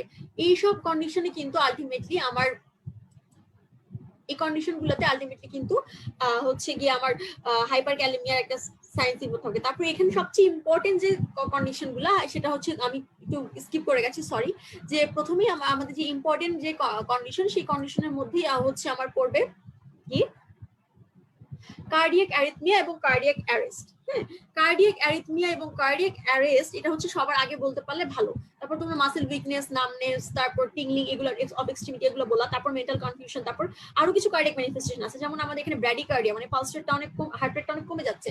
তারপর হচ্ছে কি হার্ট সাউন্ডটা অনেক পোর হবে। আর হচ্ছে এখানে মেন্টাল কিছু কনফিউশন হয়। তারপর হচ্ছে আমাদের লিম্বে প্যারালাইসিস হয়, এবং এই প্যারালাইসিসটা কোন ধরনের প্যারালাইসিস এটা কিন্তু যারা একটু ভালো করো তাদের জন্য লাগে। এটা কিন্তু আমরা জানি এটা একটা flaccid type of paralysis develop করে। তো ফ্ল্যাসিড টাইপ অফ প্যারালাইসিসটা কিন্তু হচ্ছে গিয়ে তোমরা জানো যে ফ্ল্যাসিড টাইপ অফ প্যারালাইসিস হচ্ছে, এটা যারা একটু ভালো করো যে ফ্ল্যাসিড টাইপটা কি এটা একটু তাদেরকে জিজ্ঞাসা করে। এরপর আসি হচ্ছে আমাদের ইসিজি চেঞ্জেস কি কি হয়, এটা একটু আমাদের ভাইবার জন্য খুবই ইম্পর্টেন্ট, যারা একটু ভালো করো তাদের জন্য এটা লাগে যে what are the ECG changes in hyperkalaemia. তো ECG changes in the hyperkalaemia বলতে হলে যেটা আমাদের প্রথমে না বললেই একদম না, সেটা হচ্ছে আমাদের এখানে টল একটা টি ওয়েভ পাওয়া যায়, এবং এই টি ওয়েভের কারণে আলটিমেটলি আমাদের হচ্ছে গিয়ে টল পিক একটা টি ওয়েভ পাওয়া যায়, এখানে widening of the QRS complex হবে এবং পি ওয়েভটা লস হয়ে যাচ্ছে। আচ্ছা, তারপর আসি হচ্ছে গিয়ে এটা গেল আমার হাইপারক্যালেমিয়া। তো এরপর আসি আমরা হাইপোক্যালেমিয়াতে। হাইপোক্যালেমিয়াটাও কিন্তু হচ্ছে গিয়ে হাইপোক্যালেমিয়ার ক্ষেত্রে যেটা আমাদের লাগে সেটা হচ্ছে আমরা জানি যেটা একটা ক্লিনিক্যাল কন্ডিশন, যেখানে আমাদের প্লাজমা কনসেন্ট্রেশনটা 3.5 মিলিমোল পার লিটার থেকে কম হবে, এবং এটার কনসেন্ট্রেশন কজগুলো এরকমই আগেরটার মতোই, হাইপোনাট্রিয়ামের মতোই অনেকটা। তারপর এখানে কনসিকুয়েন্সেও কিন্তু এখানেও তোমার cardiac arrhythmia, cardiac arrest, paresis, paralysis এগুলো একটু আসবে। প্যারাসিসটা আসলে হচ্ছে আমরা জানি প্যারাসিসটা হচ্ছে একটা এমন একটা ফিলিংস যেটা আসলে আমার একটা অবশ হয়ে যাওয়ার মতো একটা টেম্পোরারি ইনসেনসিবিলিটি, এটাই হচ্ছে আমার প্যারাসিস। তারপর আসি হচ্ছে কি প্যারালাইসিসটা কি, প্যারালাইসিস মানে কোনো মুভমেন্ট করতে পারবে না, এটা তোমরা জানো। তারপর আসি প্যারালাইটিক আইলিয়াস, তোমরা ফিজিওলজিতে অলরেডি এটা পড়ে ফেলেছো যে স্টপেজ অফ দ্য যদি পেরিস্টালটিক মুভমেন্ট হয় সেক্ষেত্রে আমরা বলি এটাকে প্যারালাইটিক আইলিয়াস। এখানে হাইপোক্যালেমিয়া তো ইসিজি চেঞ্জটা জিজ্ঞাসা করে কমনলি ভাইবাতে, আর রিটেনে আসলে তোমরা অবশ্যই একটু ছবিটা শিখবা, ছবিগুলো কিন্তু খুব সুন্দরভাবে দেয়া আছে, ছবিগুলো একটু শিখে নিবা। এখানে প্রিয়ার ইন্টারভেলটা অনেক প্রলং হবে এবং টি ওয়েভটা অনেক ফ্ল্যাটিং হবে। এখানে একটা ইউ ওয়েভ পাওয়া যাবে তোমরা জানো, এবং একটা এসটি সেগমেন্টের ডিপ্রেশন হবে যেটা হার্ট অ্যাটাকে হয় নরমালি, তোমরা জানো। এরপর আসি ক্যালসিয়ামে। ক্যালসিয়ামের ফাংশনটা খুবই ইম্পর্টেন্ট, এবং তারপর যেটা লাগে যে আমাদের ক্যালসিয়াম থেকে আমাদের ক্যালসিয়াম হোমিওস্টেসিসটা লাগে। তারপর হচ্ছে গিয়ে ক্যালসিয়াম হোমিওস্টেসিসটা তোমরা একটু ভালোভাবে পড়ে নিবা যারা একটু ভালো করতে চাও। তারপর হচ্ছে আমরা জানি বোনে আমাদের ক্যালসিয়াম ক্রিস্টাল থাকে একটা, সেই ক্যালসিয়াম ক্রিস্টাল থেকে আমরা বলি হাইড্রক্সি অ্যাপাটাইট। এই হাইড্রক্সি অ্যাপাটাইট ক্রিস্টালটাকে মানে যে ইকুয়েশনটা আছে একটু পড়তে পারলে ভালো। ক্যালসিয়ামের নর্মাল রেঞ্জটা সবভাবে পড়তে হবে, যে মিলিমোল পার লিটারে কেমন, মিলিগ্রাম পার ডেসিলিটারে কেমন, আর মিলি ইকুইভ্যালেন্ট পার লিটারে কেমন, এটা একটু পড়তে হবে। তো মিলিমোল পার লিটারে আমরা জানি মিলিমোল পার লিটারে এক্ষেত্রে হবে হচ্ছে তোমার মিলিমোল পার লিটারে যদি আমরা বলি তাহলে আমরা জানি 2.1 থেকে 2.5 মিলিমোল পার লিটার বা 2.2 থেকে 2.4 মিলিমোল পার লিটার, যে যেটা প্রেফার করো সেটাই বলবা। তারপর হচ্ছে গিয়ে মিলিগ্রাম পার ডেসিলিটার তো জানো 9 থেকে 11 মিলিগ্রাম পার ডেসিলিটার, এবং মিলি ইকুইভ্যালেন্ট পার লিটার হচ্ছে 4.5 টু 5.5 মিলি ইকুইভ্যালেন্ট পার লিটার। তো এই ছিল আমাদের এই রেঞ্জগুলো, এই তিনটা রেঞ্জই আমাদের জন্য খুবই খুবই খুবই ইম্পর্টেন্ট। তারপর যেটা লাগে সেটা হচ্ছে আমরা জানি যে এখানে কিছু বোন বাফার বলে একটা জিনিস থাকে, এবং এই বোন বাফারটা সম্পর্কে কিন্তু আমাদের একটু ডিটেলস জানতে হয়। যেমন আমাদের এখানে অ্যালকালাইন ক্যালসিয়াম সল্টটাই বাফার হিসেবে অ্যাক্ট করে, এবং ক্রনিক রেনাল ফেলিয়ারে কিন্তু অ্যাসিডোসিসটা ডেভেলপ করে, কারণ হচ্ছে এখানে বোন বাফার অ্যাক্টিভিটি হয়। আমাদের বডিতে ক্যালসিয়াম কি কি ফর্মে থাকে আমরা জানি, এটা এবিসি তে খুব সুন্দরভাবে দেয়া আছে, তোমরা একটু দেখে নিও। তো এবিসি তে যদি আমরা বলি যে আমরা 50% আয়নাইজ ফর্মে পাই। এটা রিটেন ভাইবা দুইটা জায়গার জন্য খুবই ইম্পর্টেন্ট। 50% আমাদের আয়নাইজ ফর্মে থাকবে এবং 50%টা হচ্ছে বাউন্ড ফর্মে থাকবে। তার মধ্যে আবার বাউন্ডের মধ্যে 41% থাকবে হচ্ছে তোমার অ্যালবুমিন বাউন্ড, আর 9% থাকবে অ্যানায়ন বাউন্ড। এবং ফ্রি যে ক্যালসিয়ামটা আছে সেটাই কিন্তু আমার আসলে বায়োলজিক্যালি বা হরমোনালি অ্যাক্টিভ। হ্যাঁ, তো ক্যালসিয়ামের কনভার্সন ফ্যাক্টরটা এখানে জিজ্ঞাসা করতে পারে। তোমরা জানো ক্যালসিয়ামের কনভার্সন ফ্যাক্টর হচ্ছে 4। তারপর আমাদের ক্যালসিয়াম ব্যালেন্সটা এবং ক্যালসিয়াম রেগুলেশনটা কিভাবে হচ্ছে, তিনটা অ্যাক্টিভিটির মাধ্যমে ক্যালসিয়াম রেগুলেশন হচ্ছে। যেমন ক্যালসিট্রায়ল যেটা ক্যালসিয়াম লেভেলটা বাড়ায়, প্যারাথাইরয়েড হরমোনটাও ক্যালসিয়াম লেভেলটা বাড়ায়, এবং ক্যালসিটোনিন যেটা ক্যালসিয়াম লেভেলটাকে কমায়। কোনটা কিভাবে ইফেক্ট এক্সার্ট করে এবং কোনটা টার্গেট অর্গান কি, যেমন ক্যালসিট্রায়লের টার্গেট অর্গানটা খুব ইনভেরিয়েবলি জিজ্ঞাসা করে। আমরা জানি এটা টার্গেট ক্যালসিট্রায়লের টার্গেট অর্গানটা হচ্ছে ইন্টেস্টাইন, এটা ভাইবার জন্য খুবই ইম্পর্টেন্ট। তারপরে এই যে তিনটা হরমোনের কথা বললাম, এগুলো একটু তোমরা ডিটেইলসে পড়বা, তাদের ফাংশনটা আসলে কি, ক্যালসিয়ামটাকে তারা কিভাবে রেগুলেট করছে। যেমন যদি আমরা বলি ক্যালসিয়ামটা যখন কমে যায় তখন আমাদের ভিটামিন D3 বা যেটাকে আমরা বলছি যে ক্যালসিট্রায়ল সেটা আসলে অ্যাক্টিভেট হয়ে যায়, এবং সেখানে তখন আমাদের ইন্টেস্টাইনের ক্যালসিয়াম অ্যাবজর্পশনটা অনেক বেশি হয়ে যায়। তারপর আবার হচ্ছে গিয়ে ক্যালসিয়াম যখন কমে যায় তখন প্যারাথাইরয়েড হরমোন সিনথেসিসটা অনেক বেশি হয় বা সিক্রেশনটা হয় বেশি, এবং রেনাল বা কিডনিতে যে ক্যালসিয়ামটা ছিল সেটাকে বেশি বেশি রিঅ্যাবজর্পশন করে আমার বডিতে পাঠিয়ে দিচ্ছে, যেটাও একটা প্রোটেক্টিভ মেকানিজম। এবং হচ্ছে তোমার ক্যালসিয়াম যখন সিনথেসিসটা অনেক বেশি হচ্ছে তখন কিন্তু আলটিমেটলি আমার ক্যালসিয়াম রিলিজ মানে ক্যালসিয়াম রিঅ্যাবজর্পশনটা বেশি হওয়ার কারণে আমার ক্যালসিয়ামটা আমার ব্লাডে ক্যালসিয়াম লেভেলটা নরমাল হচ্ছে বা বেড়ে যাচ্ছে। আবার ক্যালসিয়াম বোন থেকে যে ক্যালসিয়াম রিলিজ করতে হেল্প করছে আমাদের এই প্যারাথাইরয়েড হরমোন, যার কারণে আমরা এই প্যারাথাইরয়েড হরমোনের কারণেই আমরা আসলে ক্যালসিয়ামটাকে হচ্ছে বোন থেকে রিলিজ করাতে পারি, যেটার কারণে আমাদের বোনের ডিমিনারালাইজেশন হয় বা বোনের রিজার্ভশন হয়। তো এটাও একটা কজ ছিল। আর আর একটা পার্ট হচ্ছে যে আমাদের আমরা জানি যে এই সব অ্যাক্টিভিটির মাধ্যমে আসলে ক্যালসিয়ামটা কমে গেলে আমাদের বডির ক্যালসিয়াম লেভেলটা অনেক বেড়ে যাচ্ছে। তো এইভাবেই রেগুলেশন হচ্ছে। এবং রেনাল ক্যালসিয়াম হ্যান্ডেলিংটাও লাগবে। তোমরা জানো রেনাল ক্যালসিয়াম হ্যান্ডেলিংটা আসলে, সরি আমার আসলে বুঝতে পারলাম না, আমার মনে হয় একটু প্রবলেম হচ্ছে ল্যাপটপে। তারপর আসি আমাদের এরপরের টপিক হচ্ছে হাইপার ক্যালসিমিয়া। হাইপার ক্যালসিমিয়াতে আমরা জানি ব্লাড ক্যালসিয়াম লেভেলটা অনেক বেশি হয়। তো হাইপার ক্যালসিমিয়াতে আমাদের যেটা হয় আমরা জানি যে হচ্ছে কি আমাদের ব্লাড ক্যালসিয়াম লেভেলটা বেড়ে যাওয়ার কারণে কিন্তু আমার অনেকগুলো ম্যানিফেস্টেশন ডিপেন্ড করে। যেমন আমার এখানে সেন্ট্রাল এবং পেরিফেরাল নার্ভাস সিস্টেমে কিছু হচ্ছে গিয়ে প্রবলেম দেখা দেয়। তারপর হচ্ছে গিয়ে তোমার মাসকুলার উইকনেস ডেভেলপ করে। তারপর আরো কিছু ম্যানিফেস্টেশন এখানে শো করে। যেমন যদি আমরা একটু বলতে চাই যে আমাদের এখানে রিল্যাক্সেশন অফ দ্য হার্ট হতে পারে, মানে এটা রিল্যাক্সেশনটা আসলে ডিপ্রেসড হয়। সিস্টোলের সময় আমাদের কিছু ডিপ্রেশন এখানে ডেভেলপ করে। আবার কনস্টিপেশনটা ক্যালসিয়ামের কারণে হচ্ছে অনেক বেশি হয়ে যায়, কারণ আমরা জানি ক্যালসিয়াম পেরিস্টালসিসকে রেগুলেশন করতে হেল্প করে।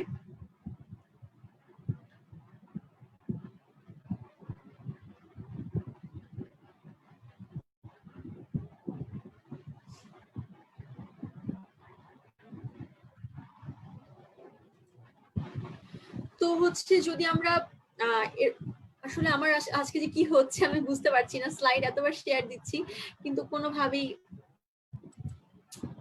আসলে খুব সরি, মানে স্লাইডটা একটু ঠিক করে রাখা ছিল, এখন কি হয়ে গেল বুঝতে পারছি না।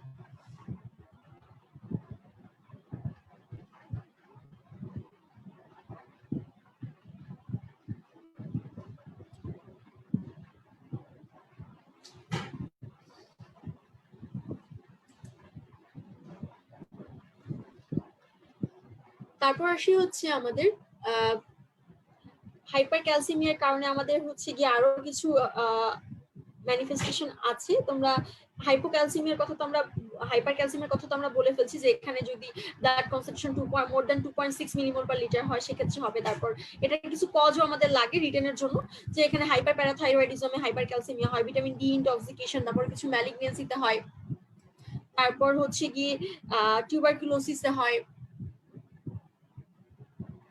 এই কন্ডিশন গুলোতে আসলে হচ্ছে আমার হাইপার ক্যালসিমিয়া ডেভেলপ করে। এরপর আসি আমরা হাইপোক্যালসিমিয়া। হাইপোক্যালসিমিয়া আমরা জানি যখন আমাদের ক্যালসিয়াম লেভেলটা 2.2 মিলিমোল পার লিটারের চেয়ে বেশি হয় তখনই আসলে, যখন আমার মানে ক্যালসিয়ামটা 2.2 মিলিমোল পার লিটারের থেকে বেশি হয় তখনই হচ্ছে কি আমার আলটিমেটলি হাইপোক্যালসিমিয়াটা ডেভেলপ করে। এবং এটার কজের মধ্যে আমরা জানি মেইনলি এখানে হাইপোপ্যারাথাইরয়েডিজমে হচ্ছে কি এটা ডেভেলপ করবে, আর হচ্ছে তোমার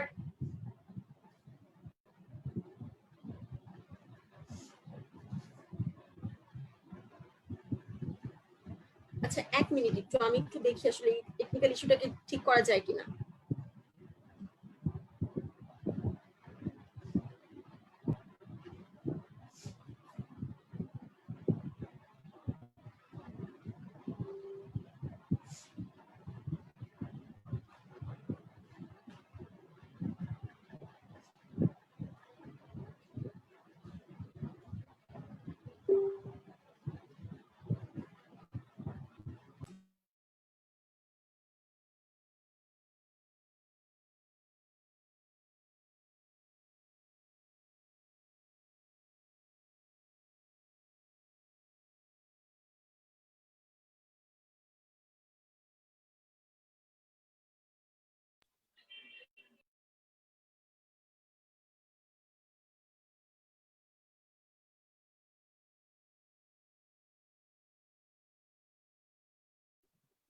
আচ্ছা আমাকে শোনা যাচ্ছে মিম? জি আপু, শোনা যাচ্ছে। আচ্ছা আমার আসলে ওই ফোন থেকে, আমি এখন একটু ফোন থেকে ট্রাই করি কারণ আমার হচ্ছে ওখানে সমস্যা হচ্ছিল খুবই। জি আপু।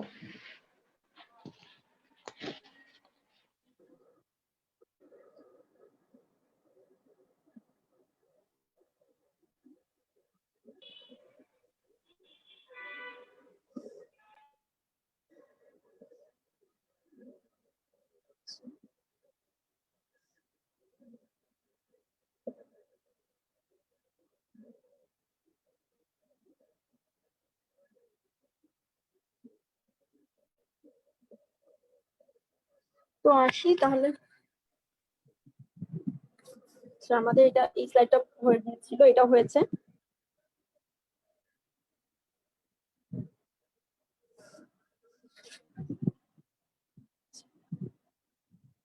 হ্যাঁ আমরা তো ছিলাম, এবার ঠিক আছে মিম দেখো তো একটু। জি আপু, এখন ঠিক আছে। তো আমার হাইপোক্যালসিমিয়াতে যেটা হচ্ছিল যে আমাদের হাইপোক্যালসিমিয়াতে আমাদের এখানে হাইপোপ্যারাথাইরয়েডিজমের জন্য হচ্ছিল, তারপর ভিটামিন ডি ডেফিসিয়েন্সির কারণে হতে পারছিল, ভিটামিন ডি রেজিস্ট্যান্সের কারণে হচ্ছিল, তারপর ক্রনিক রেনাল ফেইলিয়ার, তারপর সিউডো হাইপোপ্যারাথাইরয়েডিজম যেটা এই সবগুলো কন্ডিশনে আমাদের হাইপোক্যালসিমিয়া ডেভেলপ করছিল। আমরা জানি প্যারাথাইরয়েড হরমোনের যখন কমে যাবে তখন কিন্তু আমার প্যারাথাইরয়েডটা আলটিমেটলি আমার বোনস থেকে রিজর্পশন করে আমার ক্যালসিয়ামটাকে বাড়াচ্ছিল। তো ওর যখন কমে যাবে তখন কিন্তু আমার আলটিমেটলি কম।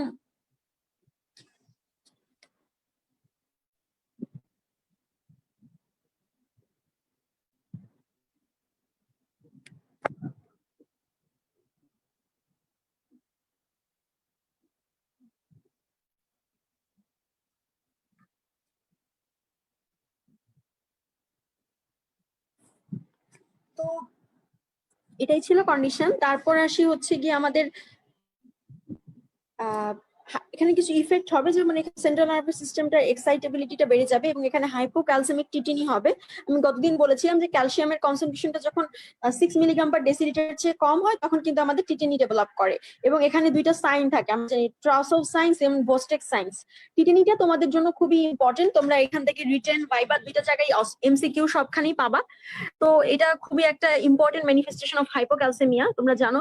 তারপর রিকেটস একটা ম্যানিফেস্টেশন হতে পারে চিলড্রেনে, বাচ্চাদের অস্টিওম্যালেশিয়া একটা ম্যানিফেস্টেশন। এরপরে সেই বডি ফ্লুইড। তো বডি ফ্লুইডে যাওয়ার আগে আমরা একটু বলবো যে বডি ফ্লুইডের ক্ষেত্রে আমাদের সব প্রথমে যেটা লাগবে যে আমাদের টোটাল বডি ওয়াটারটা, তারপর হচ্ছে কি তোমরা বডি ফ্লুইড মানে কিন্তু আমরা আসলে এগুলোই বুঝাই যে আমাদের বডিতে ওয়াটার কতটুকু, প্লাজমা আমাদের যে ফ্লুইডের কম্পার্টমেন্ট গুলো আছে এই জিনিসগুলো একটু লাগে। প্রথমে আমাদের টোটাল বডি ওয়াটার আমাদের শরীরে একজন অ্যাডাল্টের কত থাকে, অ্যাডাল্ট মেলের কত থাকে, অ্যাডাল্ট ফিমেলের কত এবং ইনফ্যান্টের কত। এটা ইম্পর্টেন্ট, খুবই ইম্পর্টেন্ট একটা ভাইবা কোশ্চেন। তো আমরা জানি এইটা এবিসি থেকে তোমরা সুন্দর করে পড়তে পারো যে অ্যাডাল্ট মেলে 6% বডি ওয়েটের ওয়াটার তার থাকবে, ফিমেলে হচ্ছে 50 to 55% বডি ওয়েটের ওয়াটার থাকে এবং ইনফ্যান্টে কিন্তু আরো বেশি থাকে, 70 to 75 এরকম থাকে। এবং হচ্ছে ফিটাল লাইফে তারপর ফিমেলে কিন্তু কম কেন থাকে, এটা একটু একটা ইম্পর্টেন্ট কোয়েশ্চেন ছিল ভাইবার। তো আমরা জানি ফিমেলে আমাদের বডি ওয়াটারটা আসলে লেস থাকবে, কারণ আমাদের ফিমেলের ফ্যাট ডিপোজিশনটা বেশি হয় অ্যান্ড আমরা জানি ফ্যাট হচ্ছে একটা হাইড্রোফোবিক, সো আমাদের ফিমেলে ওয়াটারটা অনেক কম থাকে। এবং আর্লি ফিটাল লাইফে কিন্তু ইনফ্যান্টদের থেকেও বেশি থাকে। ইনফ্যান্টে তো 70 to 75% বডি ওয়েটের টাই হচ্ছে ওয়াটার থাকবে, আর আর্লি ফিটাল লাইফে কিন্তু আবার 95% আমার বডি ওয়াটার থাকবে। এরপর আসি যে আমাদের ডিস্ট্রিবিউশন, ফ্লুইড কম্পার্টমেন্টের ডিস্ট্রিবিউশনটা তোমাদের একটু শিখতে হবে। এবং এখান থেকে ভাইভাতে সিনারিও বেসড কোয়েশ্চেন থাকে যে একটা মানুষের এক পার্সনের ওয়েট হচ্ছে এত কেজি, তাহলে তোমার হচ্ছে তার ডিস্ট্রিবিউশনটা কিভাবে হবে, এটা একটু তোমরা সুন্দরভাবে পড়ে নিবা। আচ্ছা, তার কারণ এটা ভাইভাতে একটু বলতে হয়। এরপরে সেই টোটাল ওয়াটার, আমরা যদি টোটাল বডি ওয়াটার একটা, যদি আমরা এটাকে বলি 2 লিটার, তাহলে এটাকে আমরা একটা 60% মানে 70 কেজি অ্যাডাল্ট একজন মেল পার্সনের 60% বডি ওয়েট যদি আমার ওয়াটার হয়, তাহলে সেটা হচ্ছে 42 লিটার। হ্যাঁ, এখন 42 লিটারকে আমি হচ্ছে গিয়ে ভাগ করি ইসিএফ এবং আইসিএফ এ। ইসিএফ এ থাকবে হচ্ছে 14 লিটার, যেটা হচ্ছে টোটাল বডি ওয়েটের 20%, এবং আইসিএফ এ থাকবে 28 লিটার, যেটা হচ্ছে 40%। এরপরে সে হচ্ছে এখানে আমার কিছু ইন্টারস্টিশিয়াল ফ্লুইড থাকে, ইসিএফ এ কয়েকটা সাবডিভিশন আছে, যেমন এখানে ইন্টারস্টিশিয়াল ফ্লুইড থাকবে, প্লাজমা থাকবে, আর হচ্ছে ট্রান্সসেলুলার ফ্লুইড থাকবে। ইন্টারস্টিশিয়াল ফ্লুইডটা হচ্ছে অ্যাবাউট 16% এবং প্লাজমাটা হচ্ছে অ্যাবাউট তোমার 4% অফ দ্য বডি ওয়েট। তো ইন্টারস্টিশিয়াল ফ্লুইডটা হচ্ছে সবচেয়ে বেশি থাকে। হ্যাঁ, মানে টোটাল ইসিএফ এর 4 ভাগের 3 ভাগই হচ্ছে আমার ইন্টারস্টিশিয়াল ফ্লুইড থাকবে, এবং এটা অ্যাবাউট তোমার 10.5 থেকে 11 লিটারের মতো। প্লাজমাতে যেটা হয়, প্লাজমাতে আমরা জানি 3 লিটারের মতো হচ্ছে গিয়ে বডি ফ্লুইড থাকে বা বডি ওয়াটার থাকে, আর ট্রান্সসেলুলার ফ্লুইড হচ্ছে আমার বডিতে 1 থেকে 2 লিটারের মতো। তো এইটা ছিল হচ্ছে একটা ইম্পর্টেন্ট কোয়েশ্চেন, এটা রিটেন ভাইবা দুইটা জায়গার জন্যই লাগে। তারপর লাগে হচ্ছে ইলেকট্রোলাইট প্রোফাইলটা লাগে। ইলেকট্রোলাইট প্রোফাইলটা রিটেন ভাইবা এবং অস্পির জন্য খুবই ইম্পর্টেন্ট। আমরা কিন্তু 4টা ইলেকট্রোলাইট প্রোফাইল করি, সোডিয়াম, পটাশিয়াম ক্লোরাইড এবং হচ্ছে বাইকার্বনেট। এখানে কিন্তু ক্যালসিয়ামটা থাকে না, অনেকে কিন্তু নার্ভাস হয়ে ক্যালসিয়ামটা আমরা বলে দিই, কিন্তু ক্যালসিয়াম কখনোই বলা যাবে না, ক্যালসিয়ামটা ইলেকট্রোলাইট প্রোফাইল আমরা দেই না। তো সোডিয়ামে আমরা জানি 135 থেকে 145 মিলিমোল পার লিটার, পটাশিয়াম 3.5 থেকে 5 মিলিমোল পার লিটার, ক্লোরাইডটাও জানো 95 থেকে 110 মিলিমোল পার লিটার, বাইকার্বনেট হচ্ছে 22 থেকে 28 মিলিমোল পার লিটার। তো হচ্ছে আমাদের আমরা এই যে মেজারমেন্টের কথা বললাম, মানে একটু আগে আমরা ফ্লুইড কম্পার্টমেন্টে আমরা কতটুকু থাকে আমাদের 70 কেজি একটা পার্সন অ্যাডাল্টের মেলে, তাই না, এটা পড়লাম। আমরা এখন আসি কিভাবে আমরা এই মেজারমেন্ট করব, বডি ফ্লুইড কম্পার্টমেন্ট মেজারমেন্টটা কিভাবে করি। এটা রিটেনের জন্য খুবই খুবই খুবই একটা ইম্পর্টেন্ট কোয়েশ্চেন। এটা প্রথমে আমরা জানি এটা একটা প্রিন্সিপালের বেসিসে করা হয়, এটাকে আমরা বলি ইন্ডিকেটর ডাইলিউশন প্রিন্সিপাল, যেটা আসলে এক্সট্রাসেলুলার ফ্লুইড, যেটা দিয়ে আমরা এক্সট্রাসেলুলার ফ্লুইডের সব মানে মেজার করতে পারি, কিন্তু এটা দিয়ে কিন্তু কখনো ইন্টারসেলুলার ফ্লুইডকে আমি ডিরেক্টলি মেজার করতে পারবো না।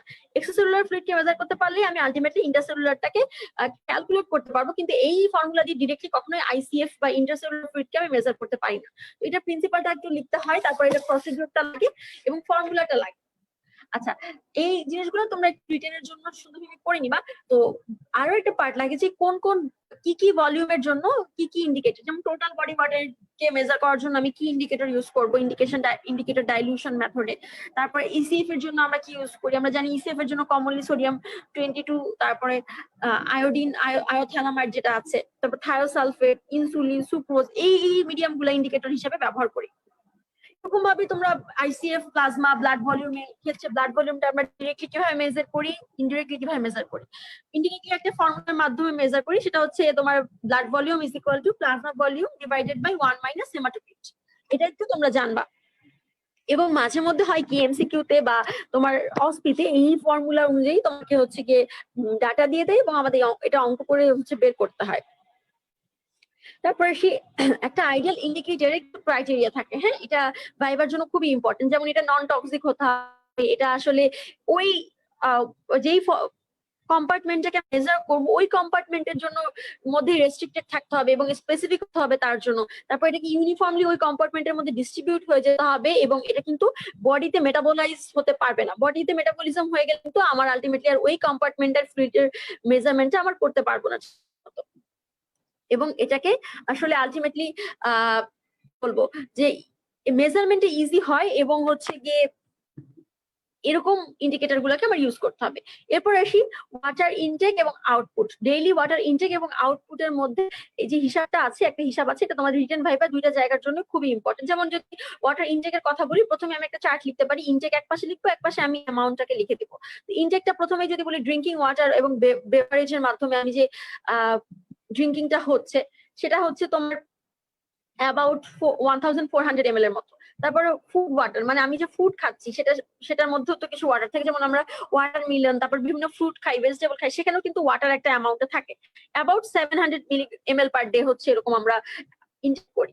এবং মেটাবলিক ওয়াটার, যেটা আসলে আমার মেটাবলিজমের মাধ্যমে আমাদের সেলের মধ্যে থাকে, মানে এটাকে আমরা এন্ডোজেনাস ওয়াটারও বলছি।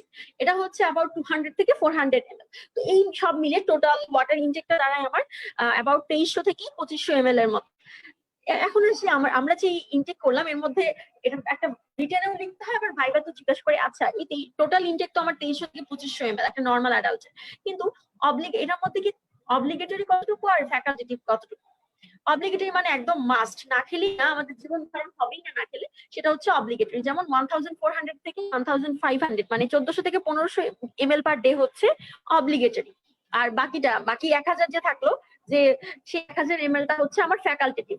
এটা আমরা আসলে ড্রিঙ্কিং ওয়াটারের মাধ্যমে পাচ্ছি। আর অব্লিগেটরিটা আমরা হচ্ছে ড্রিঙ্কিং ওয়াটার থেকে কিছু পাই, কিছু ফুড ওয়াটার থেকে পাই, আর কিছু মেটাবলিজমের মাধ্যমে এন্ডোজেনাসলি পাই। এরকম ভাবে ইনটেকটা যেরকম আমরা করলাম, আউটপুটটাও ঠিক এইভাবে হিসাব করে পড়তে হবে এবং আউটপুটের টাও হচ্ছে আমাদের একটু লাগে। তো এখানে আসি আরেকটা ইম্পর্টেন্ট টপিক হচ্ছে আমার ট্রান্সসেলুলার ফ্লুইড। ট্রান্সসেলুলার ফ্লুইডের শর্ট নোটের জন্য খুব ইম্পর্টেন্ট এবং এমসিকিউ তে এখান থেকে কিছু সিলেক্টেড কোশ্চেন করে। সেই এমসিকিউ তে আমরা জানি যে শর্ট নোটের ক্ষেত্রে আমরা কি লিখবো, প্রথমে আমরা লিখতে পারি ট্রান্সসেলুলার ফ্লুইডের ডেফিনিশনটা, এবং এটা একটা ইসিএফ এর একটা পার্ট। আমরা জানি এটার volume about 1 to 2 litre normally, এবং এটা আসলে ট্রান্সপোর্ট অ্যাক্টিভিটির মাধ্যমে হেল্প করছে, এজন্য এখানে ট্রান্সসেলুলার ফ্লুইড বলা হয়। এটা আসলে প্লাজমা থেকে একটা আলাদা একটা ক্যাপিলারি একটা এন্ডোথেলিয়ামের মাধ্যমে একটা এপিথেলিয়াল একটা লাইনিং এর মাধ্যমে ক্যাপিলারি ব্লাডের মধ্যে তো আমরা জানি ব্লাড যেটা থাকছে সেটা তো ব্লাড ভেসেলে থাকছে, এবং ব্লাড ভেসেলের পরে একটা ক্যাপিলারি আলাদা একটা এপিথেলিয়াম থাকছে, এবং সেখানেই আমার আসলে ট্রান্সসেলুলার ফ্লুইডটা থাকছে। মানে এটা আলটিমেটলি প্লাজমা থেকে আলাদা একটা এপিথেলিয়াম দিয়ে সেপারেট করা থাকছে। হ্যাঁ, ক্যাপিলারি এন্ডোথেলিয়াম ছাড়াও আর একটা আলাদা একটা এডিশনাল এপিথেলিয়াম লেয়ার দিয়ে ট্রান্সসেলুলার ফ্লুইডটাকে সেপারেশন করা থাকছে। এবং এরপর আসে কিছু ইম্পর্টেন্ট ট্রান্সসেলুলার ফ্লুইড, ভাইবাতে জিজ্ঞাসা করে, এটা তোমরা শর্ট নোটে লিখে নিতে পারবে। যেমন তোমরা জানো সেরেব্রোস্পাইনাল ফ্লুইড এটা ট্রান্সসেলুলার ফ্লুইড, আরো কিছু যেমন synovial fluid, peritoneal fluid, plural fluid, pericardial fluid, intraocular fluid, তারপর ফ্লুইড যেটা জিআইটি লুমেনে থাকে, তারপরে নেফ্রনের লুমেনে থাকে, এগুলো হচ্ছে আমার ট্রান্সসেলুলার ফ্লুইড। এবং এটার ইম্পর্টেন্সটা হচ্ছে তারপর আমরা লিখে দিতে পারি বা জানতে পারি যে যদি শর্ট নোট আসে এই সিকোয়েন্সে ইম্পর্টেন্সটা এভাবে লিখতে পারি যে আমরা এটা একটা মিউকোপলিস্যাকারাইড বা গ্লাইকোসামাইনোগ্লাইকান রিচ একটা সাবস্টেন্স, এবং এটা আসলে আমাদের বিভিন্ন পটেনশিয়াল স্পেস যেগুলো আছে সেখানে বায়োলজিক্যাল লুব্রিকেন্ট হিসেবে কাজ করছে, যার কারণে আমাদের টিস্যুর মেকানিক্যাল ইনজুরিটা অ্যাভয়েডেড হচ্ছে। এরপর আসি আমাদের কিছু টপিক আমাদের যেমন লাগে যে আমাদের যে ওয়াটার রিকোয়ারমেন্ট বা ইনটেক, একটু আগে আমরা বলছিলাম যে ওয়াটার ইনটেকটা বাচ্চাদের বেশি নাকি অ্যাডাল্টের বেশি। হ্যাঁ, ওয়াটার রিকোয়ারমেন্টটা কিন্তু বাচ্চাদের বেশি, কারণ আমরা জানি বাচ্চাদের বিএমআরটা অনেক বেশি থাকে, যার কারণ ওদের সারাদিন দেখবা বাচ্চারা ছুটোছুটি করতে থাকে, তার মানে বাচ্চাদের অ্যাক্টিভিটি বেশি থাকে অ্যান্ড বাচ্চাদের বিএমআর বেশি থাকে, যার ফলে ওদের শরীরে অনেক বেশি হিট প্রডিউস হচ্ছে। বেশি হিট প্রোডাকশন হলে ওইটাকে ইউটিলাইজ করার জন্য ওদের বেশি ওয়াটার লাগছে। তারপরে ওদের বাচ্চাদের বডি সারফেস এরিয়া অনেক বেশি, মানে এই বডি সারফেস এরিয়াটা কিন্তু আমরা হাইট এবং ওয়েটের একটা রেশিও দিয়ে মেজার করি। তো বাচ্চাদের এই বডি সারফেস এরিয়া বেশি হওয়ার কারণে ওদের বেশি ওয়াটারটা ইভাপোরেট হয়ে যাচ্ছে। হ্যাঁ, এনভায়রনমেন্টে বেশি ইভাপোরেট হয়ে গেলে ওয়াটারের রিকোয়ারমেন্টটা ওদের বেশি থাকছে। আবার বাচ্চাদের ইউরিনের কনসেন্ট্রেটিং পাওয়ার যেটা কিডনি, হ্যাঁ, সেই কিডনির কনসেন্ট্রেটিং পাওয়ার, ইউরিন কনসেন্ট্রেটিং পাওয়ারটা অনেক কম থাকে, যার বাচ্চাদের কিন্তু হাইপোটনিক ইউরিন সিক্রেটেড হচ্ছে। এই কজগুলোর কারণে তার বেশি বেশি ইউরিনের সাথে ওয়াটার চলে গেলে কিন্তু ওয়াটার রিকোয়ারমেন্টটা বেশি হয়ে যাচ্ছে। এই তিনটা কারণ হচ্ছে আমার বাচ্চাদের কেন ওয়াটার রিকোয়ারমেন্টটা বেশি। এটা খুব কমনলি একটা ভাইবা কোয়েশ্চেন, যারা একটু ভালো করো তাদের জন্য এই সিকোয়েন্সটাই বলতে পারলে অনেক ভালো হবে। আরেকটা টপিক ছিল মেটাবলিক ওয়াটার। তো মেটাবলিক ওয়াটারটা কিন্তু আমাদের এন্ডোজেনাস যে ওয়াটারটা প্রডিউস হচ্ছে আমাদের শরীরে due to the oxidation of carbohydrate, protein, fat, cellular লেভেলে যে হচ্ছে সেটাই কিন্তু আমার মেটাবলিক ওয়াটার। এবং আমরা এটা মেইনলি মেটাবলিক ওয়াটারটা মেইনলি প্রডিউস হচ্ছে রেসপিরেটরি চেইনে, এছাড়াও আরো কয়েকটা জায়গায় প্রডিউস হয়, তো মেইনলি রেসপিরেটরি চেইনে হচ্ছে। এবং অ্যাভারেজ আমাদের বলতে পারি আমাদের 300 থেকে 400 ml per day metabolic water হচ্ছে আমার সিনথেসিস হচ্ছে। এবং এই মেটাবলিক ওয়াটার যেটা সিনথেসিস হলো, এটা কিন্তু আলটিমেটলি আমার কার্বোহাইড্রেট থেকে 1 গ্রাম কার্বোহাইড্রেট থেকে কতটুকু হয়, তারপর প্রোটিন থেকে, ফ্যাট থেকে, এইটা একটু আমাদের লাগে। 1 গ্রাম কার্বোহাইড্রেট খেলে তার হচ্ছে সিনথেসিস হবে 0.6 ml অফ মেটাবলিক বা এন্ডোজেনাস ওয়াটার, প্রোটিন থেকে 0.8 ml পার গ্রাম, আর ফ্যাট থেকে হচ্ছে 1 ml পার গ্রাম। আর যদি মিক্সড ডাইট হয় সেখান থেকে কিন্তু 0.8 ml পার গ্রাম মেটাবলিক ওয়াটার প্রডিউস হচ্ছে। এরপর আসি, এটা ছিল হচ্ছে গিয়ে তো মেটাবলিক ওয়াটার ইনপুট, তাই না? এবার আসে আউটপুট। মেটাবলিক যে ওয়াটার, সেটা আউটপুট হচ্ছে ইউরিনের মাধ্যমে ওয়াটারের আউটপুট হচ্ছে। যেমন ইউরিন দিয়ে অ্যাবাউট 1400 থেকে 1500 ml এর মতো তোমার ইউরিন দিয়ে চলে যাচ্ছে ওয়াটার। তারপর লাংসে কিছু পার্সপিরেশন হচ্ছে, তোমরা জানো, যেটা হচ্ছে ইনসেন্সিবল ওয়াটার লস বলা হয়। লাংসে আর স্কিনে, লাংস থেকে 350 ml যায় এবং স্কিন দিয়ে 350 ml যায়। এই টোটাল 700 ml কিন্তু আমার ইনসেন্সিবল ওয়াটার লস, যেটা আমরা বুঝতে পারি না।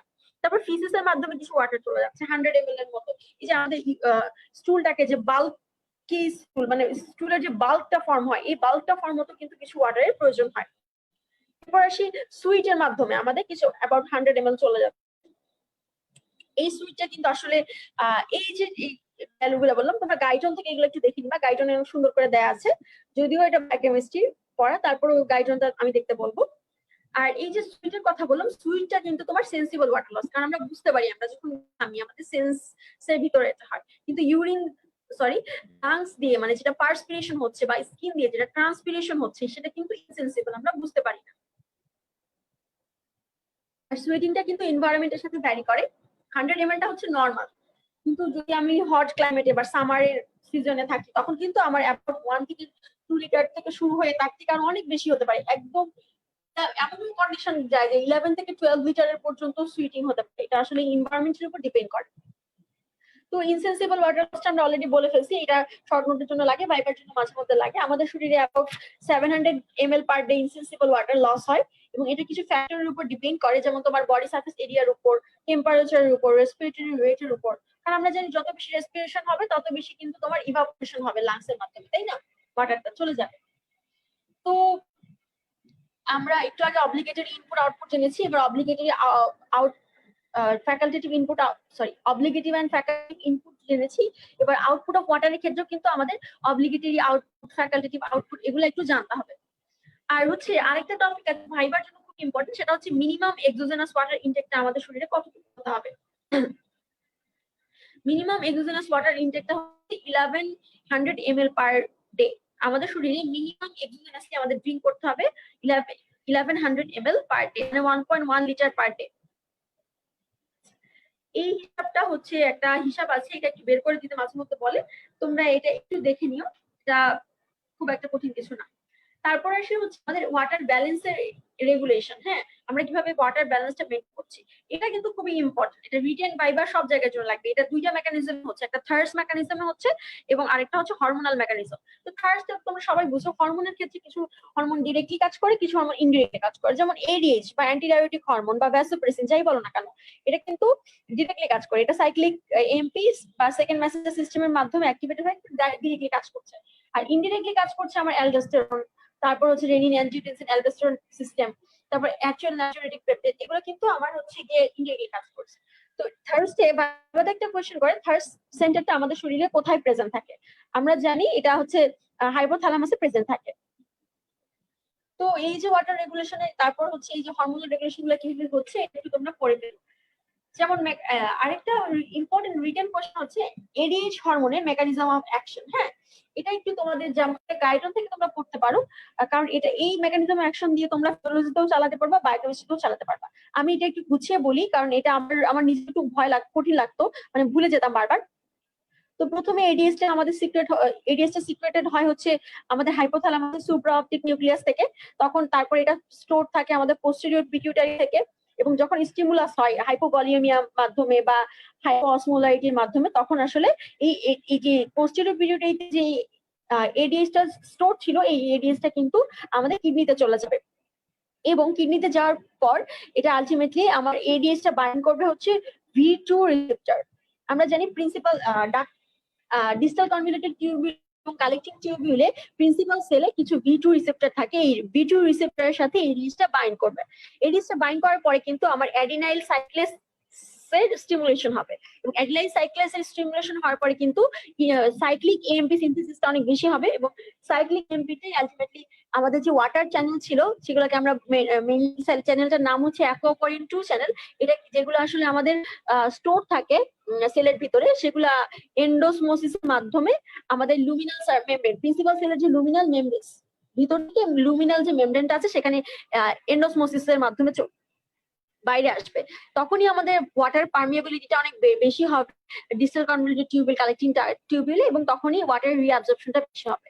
তো এটাই ছিল আমার এটার মেকানিজম অফ অ্যাকশন, এবং এটার ছবিটা শিখবা। আমার এখনো মনে আছে আমাদের কিন্তু এটা এসেছিল পরীক্ষায়, এবং মেকানিজম অফ অ্যাকশনটা এভাবে লিখেছিলাম, এবং এটা ছবিটা আঁকতে হবে গাইডন থেকে। গাইডনের ছবিটা অনেক সুন্দরভাবে দেওয়া আছে। আমি যে মেকানিজমটা বললাম এই মেকানিজমটাই ছবির আকারে জাস্ট তোমরা এটা এক্সপ্রেস করবা, এটাই। তো আরেকটা কোয়েশ্চেন আছে যে আমাদের কিডনি, কোয়েশ্চেন, হ্যাঁ, যে কতটুকু ক্যাপাসিটি আছে আমাদের এক্সক্রিশন করার কিডনি। হ্যাঁ, আমরা জানি অ্যাবাউট 16 থেকে 20 লিটার পার ডে ওয়াটার পোর্টটা হচ্ছে ইউরিন হচ্ছে গিয়ে এক্সক্রিয়েট করতে পারবে। এর বেশি যখন হয়ে যাবে ইসিএফ এর চেয়ে বেশি যখন অসমোলারিটি বেড়ে যাবে, এর চেয়ে বেশি কিন্তু আমার ইউরিন এক্সক্রিয়েট করতে পারবে না। তখন কিন্তু আমাদের ওয়াটারটা ইন্ট্রাসেলুলার স্পেসে চলে আসবে এবং সেলুলার সুয়েলিং হবে, যার কারণে আমাদের ওভার হাইড্রেশন হয়ে যেতে পারে। তো এরপরে সে আরেকটা টপিক, সেটা হচ্ছে ওয়াটার ইনটক্সিকেশন। হ্যাঁ, ওয়াটার ইনটক্সিকেশনটা খুবই ইম্পর্টেন্ট। তোমার হচ্ছে মাঝে মধ্যে শর্ট লিখন টুকিটাকি কিছু কোয়েশ্চেন জিজ্ঞাসা করে, যারা একটু ভালো করো তাদের। আর রিটেনের জন্য হচ্ছে এখানে রিটেনের জন্য লাগে মেইনলি আমাদের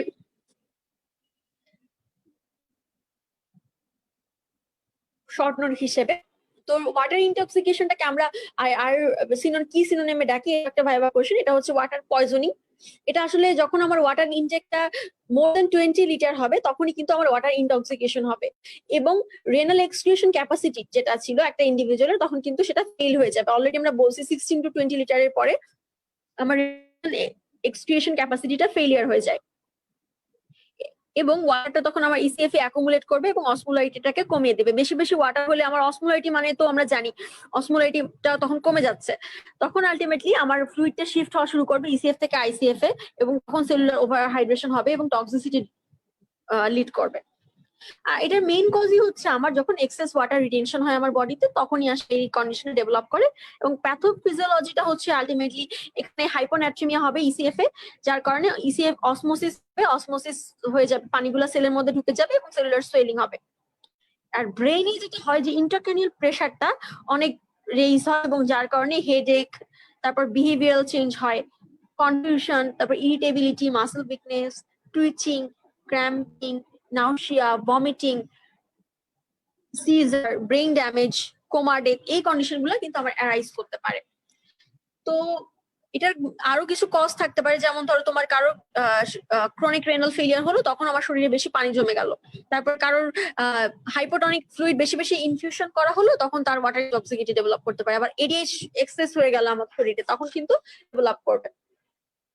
আচ্ছা, এরপরে সে হচ্ছে আমার কি কি বায়োকেমিক্যাল চেঞ্জ হয়। হ্যাঁ, বায়োকেমিক্যাল কিছু চেঞ্জ হয় আমরা জানি, যে বায়োকেমিক্যাল চেঞ্জের মধ্যে আমরা জানি যে পিসিভি, তারপর হচ্ছে মানে প্যাক্সেল ভলিউম, হিমাটোক্রিট যেটা, প্লাজমা প্রোটিন, হিমোগ্লোবিন কনসেন্ট্রেশন, এগুলো কিন্তু রিলেটিভলি কমে যাচ্ছে।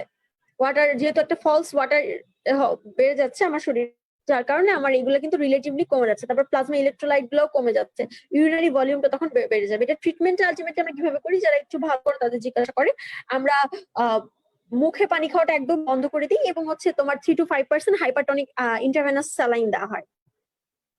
এরপরে আসি এই ওয়াটার ইনটক্সিকেশনের সাথে সাথে আরেকটা টপিক, সেটা হচ্ছে ডিহাইড্রেশন। হ্যাঁ, এটা ঠিক অপোজিট একটা কন্ডিশন। ডিহাইড্রেশনটা কিন্তু খুবই important for written and viva. তো ডিহাইড্রেশন আমরা জানি এটা একটা condition characterize by water depletion in the body. যখন আমার ওয়াটারের আউটপুটটা বেশি হবে ইনপুটের তুলনায়, তখনই আমার হচ্ছে ডিহাইড্রেশন বলবো আমি। এটা কজ হচ্ছে ডায়রিয়া, ভমিটিং, ডায়ুরেসিস, বার্ন, কোনো কারণে যদি ইন্টেস্টিনাল ফিস্টুলা ডেভেলপ করে, এডিসনস ডিজিজের ক্ষেত্রে হতে পারে। এগুলো হচ্ছে আমার ডিহাইড্রেশনের মেইন কজ। তারপরে হচ্ছে সাইন সিম্পটম। সাইন সিম্পটম আমরা জানি এটা কিন্তু খুবই খুবই খুবই ইম্পর্টেন্ট টপিক ডিহাইড্রেশন, এটা কোনোভাবেই বাদ দেওয়া যাবে না। ডিহাইড্রেশনটা হচ্ছে আমরা সাইন সিম্পটম ড্রাই মাউথ হবে, ওয়াটারি স্টুল, সানকেন আইস, তারপর সানকেন যে ফ্রন্টাল রিজিয়নটা এখানে সানকেন হয়ে যাবে। তারপর একটা স্কিন পিঞ্চটা কিন্তু স্লোলি ব্যাক করবে, কারণ এখানে টিস্যু ইলাস্টিসিটিটা অনেক কমে যায়। এটাও একটা ভাইবা কোশ্চেন যে কেন, why does skin pinch go slowly back, তাই না? Due to the reduced skin elasticity or tissue elasticity. এবং রিটেন ইউরিনারি আউটপুটটা কিন্তু খুবই কমে যায়। তো একটা থার্স্টি মানে হচ্ছে এই পেশেন্টগুলো আমি খুব থার্স্টি থাকে, তারপর রেস্টলেসনেস থাকে, ব্লাড প্রেশার অনেক কমে যায়, মানে হাইপোটেনশন হয়, ট্যাকিকার্ডিয়া ডেভেলপ করে এবং আলটিমেটলি কিন্তু শকে চলে যায়। এটা ট্রিটমেন্টটা কিছুই না, ওরাল রিহাইড্রেশন করতে হবে বাই ওআরএস বা ওরাল রিহাইড্রেশন সল্ট যেটা, বা saline, sorry oral rehydration saline দিতে হবে। এবং এটা আসলে মাইল্ড এবং মডারেট কেসে দিব, সিভিয়ার কেসে কিন্তু এটা ট্রিটমেন্ট না। তো ওআরএস এর ক্ষেত্রে আমাদের ওআরএস এর কম্পোজিটটা ইনভেরিয়েবলি জিজ্ঞাসা করে, কিছু কিছু সময় অস্পির স্টেশনও পাওয়া যায়, কিন্তু ভাইবা, রিটেন, অস্পি তিনটা জায়গার জন্য কিন্তু আমার ডিহাইড্রেশন খুবই ইম্পর্টেন্ট। এরপর আসি, আমরা হচ্ছে জানি যে severe dehydration, mild and moderate ডিহাইড্রেশনে আমরা হচ্ছে গিয়ে ওআরএস দিই, কিন্তু সিভিয়ার ডিহাইড্রেশনের ক্ষেত্রে কিন্তু আমরা ইন্ট্রাভেনাস স্যালাইন দিই। হ্যাঁ, ওরালি তখন আর দিই না, তখন আমরা ইন্ট্রাভেনাস স্যালাইন দিই। এরপর টপিক হচ্ছে ওয়াটার টার্নওভার। ওয়াটার টার্নওভারটা আমরা হচ্ছে জানি যে হচ্ছে ওয়াটার টার্নওভারটা আসলে একটা পার্সেন্ট, যেই পার্সেন্টেজের ইসিএফ ভলিউম এ একটা পার্সন ওয়াটারটাকে লস করে এবং এই ওয়াটারটাই আবার মেকআপ করা হয় এভরিডেতে। মানে আমি একটা সার্টেন পার্সেন্টেজের ওয়াটার আমার লস হচ্ছে ইসিএফ থেকে, এবং সেই ইসিএফ এর ওই ওয়াটারটা, ইসিএফ ওয়াটারটা আবার কিন্তু এগেইন আমাদের রিগেইন হচ্ছে, মানে এভরিডে আমি ওটাকে মেকআপ করে ফেলতে পারছি। নর্মালি ওয়াটার টার্ন অ্যাডাল্টের ক্ষেত্রে 16 to 18%, আর চিলড্রেনের ক্ষেত্রে কিন্তু 40 to 50%, বিশেষ করে ইনফ্যান্টের ক্ষেত্রে। ওয়াটার টার্নওভার ইকুয়েশনটাও খুব ইম্পর্টেন্ট। আমরা জানি water turnover equals to water input or water output divided by the extracellular fluid volume into 100%। তো এটা ছিল আমার ওয়াটার টার্নওভারের কথা। এবং ওয়াটার টার্নওভার থেকে আমরা জানি ওয়াটার টার্নওভার বাচ্চাদের কিন্তু অনেক বেশি, 40 to 50%, যার কারণে children are easily dehydrated in diarrhoea, since the water টার্নওভারটা অনেক তাদের বেশি থাকে। সো এটা কেন হয়, এটার একটা রিটেন কোয়েশ্চেন থাকে, অ্যান্সার করতে হয় আমাদের, খুবই ইম্পর্টেন্ট। ওয়াটার টার্নওভার বাচ্চাদের কেন বেশি এবং এর জন্য তাদের কি ম্যানিফেস্টেশন হয়, ওয়াটার টার্নওভারের ইম্পর্টেন্সের মধ্যে এটা চলে আসে। তো ভাইবা তো স্পেসিফিক্যালি এই জিনিসটা, এই কোয়েশ্চেনটা খুব জিজ্ঞাসা করে।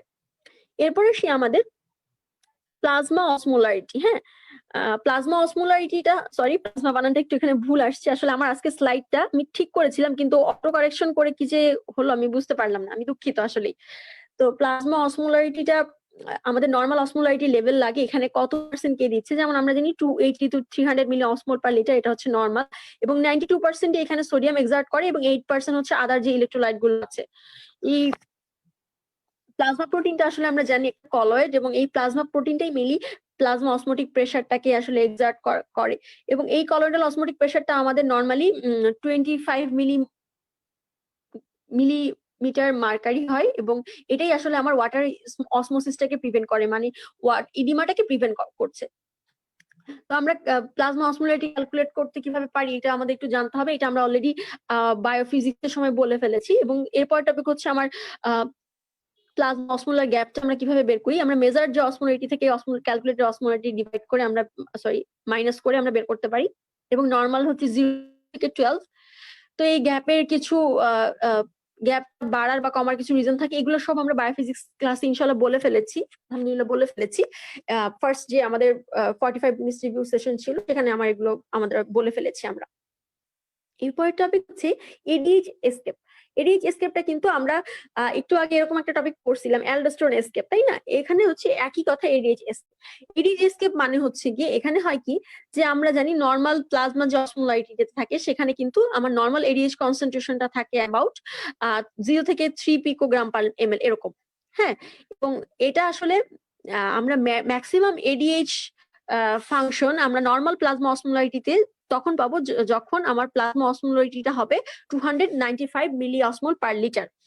এক্ষেত্রে এটাই বোঝানো হয়েছে যে যে এই এই সার্টেন স্টেজে এসে যে 295 মিলি অসমোল পার লিটার এই অসমোলারিটি প্লাজমা অসমোলারিটি এসে এডিএইচ এর ফাংশনটা হচ্ছে ম্যাক্সিমাম হবে। এরপরে যত এডিএইচ এর টাকে আমি বাড়ি না কেন অসমোলারিটিটাও কিন্তু বাড়তে থাকবে, এটাই বলা হয়েছে এখানে। এবং ফার্দার যদি আমি এইটার পরে এইটা পর্যন্ত মানে এই লেভেল পর্যন্ত আমার 295 milli osmole per litre plasma osmolarity reach করা পর্যন্ত আমি যত বেশি এডিএইচ দিব তত বেশি অসমোলারিটিটা বাড়বে। কিন্তু যখন 295 অসমোলারিটিটা রিচ করবে তখন কিন্তু ফার্দার যখন আমি আবার এডিএইচ দিতে থাকবো তখন কিন্তু আমার আর কোনো অসমোলারিটিটা বাড়বে না। হ্যাঁ, এবং মানে ফার্দার অসমোলারিটিতে আমার কিন্তু আর কোনো এডিএইচ এর রেইজ হবে না, এডিএইচ কনসেন্ট্রেশনটা বাড়বে না। তার মানে রেনাল ওয়াটারে মানে আমার যখন অসমোলারিটিটা 295 এর চেয়ে বেশি হবে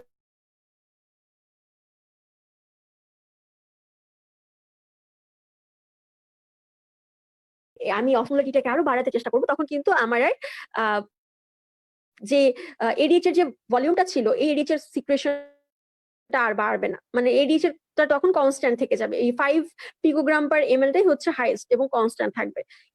ইন দিস কেস তখন কিন্তু আমার রেনাল ওয়াটারটা রিটেনশনটা অনেক কমে যাবে এবং ইউরিনারি ভলিউমটা অনেক বেড়ে যাবে। যদি আমার রিটেনশন না হতে পারে ওয়াটার তাহলে তো আলটিমেটলি এক্সক্রিটেডই হয়ে যাচ্ছে।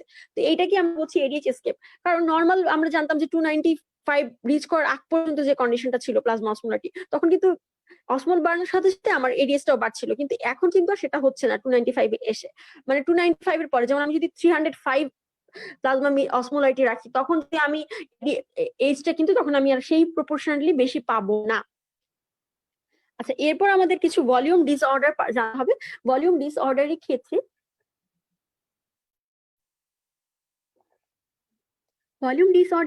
আমাদের ক্লাসিফিকেশনটা খুব লাগে both for our written and viva part. Hypovolaemic যে কিছু ডিসঅর্ডার আছে এবং হাইপারভলিমিক কিছু ডিসঅর্ডার আছে। হাইপোভলিমিক এর মধ্যে হচ্ছে আমাদের 3 ধরনের লস হয় আমরা জানি, আইসোটনিক, হাইপোটনিক এন্ড হাইপারটনিক। এই 3টা লস সম্পর্কে আমাদের জানতে হবে। এবং হাইপার ভলিউমিক যে ডিসঅর্ডার গুলো আছে মানে আমরা জানি এখানে হচ্ছে ইসিএফ এর এক্সপানশন হয়, তাই না, ফ্লুইড গেইন হয়। এখানে আইসোটনিক, হাইপোটনিক আর হচ্ছে হাইপারটনিক, এখানেও হাইপার গেইন আছে। এই 3 ধরনের গেইন আছে, মানে গেইনও 3 ধরনের, লসও আমার 3 ধরনের। আইসোটনিক ভলিউম কন্ট্রাকশন যেটা, এটার ফিচার লাগবে, কজ লাগবে এবং এখানে আলটিমেটলি ট্রিটমেন্টটা লাগে। এই যে প্রত্যেকটা এই যে এখানে যে তিনটা 6টা যে ম্যানিফেস্টেশন হলো ভলিউম ডিসঅর্ডারে, প্রত্যেকটার ফিচার লাগে, তার কজ লাগে, বায়োকেমিক্যাল ফাইন্ডিং এবং ট্রিটমেন্ট লাগে। তোমরা একটু আলাদা আলাদা করে একটু মনে রেখে করে ফেলো, ইনশাল্লাহ এটা খুব একটা কঠিন না। তো আমরা যদি এর পরের টপিকে আসি, আমরা জানি এখানে ডায়ুরেসিস আছে। ডায়ুরেসিসটা তোমরা হচ্ছে ডায়ুরেসিসের আমরা অলরেডি আগে বলেছিলাম যে ডায়ুরেসিসে আমার এক্সক্রিশনটা হচ্ছে। তো আমি কিন্তু হচ্ছে ভলিউম ডিসঅর্ডার গুলো ডিটেলসে বললাম না, কারণ এখানে হচ্ছে গিয়ে অনেকগুলো বায়োকেমিক্যাল যে চেঞ্জ গুলো থাকে, কোথায় ইসিএফ ভলিউম বাড়ছে কোথায় কমছে, এগুলো একটু বোঝার ব্যাপার। তোমরা এগুলো একটু বুঝে বুঝে মনে রাখবা, মুখস্থ করতে যাবা না, মুখস্থ করলে কিন্তু কখনোই মনে থাকে না। এখানে সবচেয়ে বেশি যেটা লাগে ভাইবা রিটেনের জন্য যে আমাদের যে হাইপোটনিক ভলিউম এক্সপানশন যেটা, হ্যাঁ, এইটা একটু বেশি লাগে রিটেন ভাইবা পার্টের জন্য। এবং আর লাগে হচ্ছে যেটা আমাদের আইসোটনিক ভলিউম কন্ট্রাকশন এবং হচ্ছে হাইপারটনিক ভলিউম কন্ট্রাকশন, এগুলো একটু বেশি লাগে। বাট সবগুলো কিন্তু আমার আলটিমেটলি লাগবে, কোনোটা এখান থেকে বাদ দেওয়া যাবে না। শর্ট নোটের জন্য লাগতে পারে, ভাইবার জন্য যারা একটু ভালো করতে চাও অবশ্যই 6টাই ভালো মতো আয়ত্ত করতে হবে।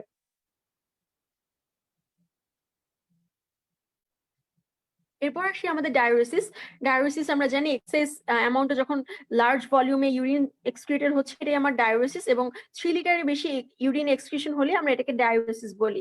3 ধরনের ডায়ুরেসিস থাকে, water diuresis, osmotic diuresis and pressure diuresis. Water ডায়ুরেসিসটা মেইনলি হয় আমার ডায়াবেটিস ইনসিপিটাসে, এবং এটা আসলে এক্সেসিভ ওয়াটার ইনটেক কে কারণেও হতে পারে। যেমন আমাদের এটা মেইন কজ গুলো হচ্ছে এক্সেসিভ ওয়াটার ইনটেক, তারপর হচ্ছে কি diabetes insipidus, excessive hypotonic infusion of fluid, মানে আমি যদি এক্সেসিভ হাইপোটনিক ফ্লুইডের ইনফিউশন করি আমার বেড সাইডে কারোর, তার কিন্তু আমার ওয়াটার ডায়ুরেসিস হতে পারে। এখানে মেকানিজমটা শর্টলি বলতে গেলে ওয়াটার ইনটেকটা বেশি হলে প্লাজমা অসমোলারিটি কমে যায়, যার কারণে আমার কালেক্টিং ডাক্টে ওয়াটার রিঅ্যাবজর্পশন কমে যায় এবং তখনই কিন্তু আলটিমেটলি ওয়াটার বেশি এক্সক্রিটেড হচ্ছে, ডায়াউরেসিস হচ্ছে। অসমোটিক ডায়াউরেসিসে কি হচ্ছে? অসমোটিক ডায়াউরেসিসটা কিন্তু খুবই important for written and fibre. এখানে কিন্তু ডায়াউরেসিস হচ্ছে due to the presence of some unabsorbed osmotically active substance.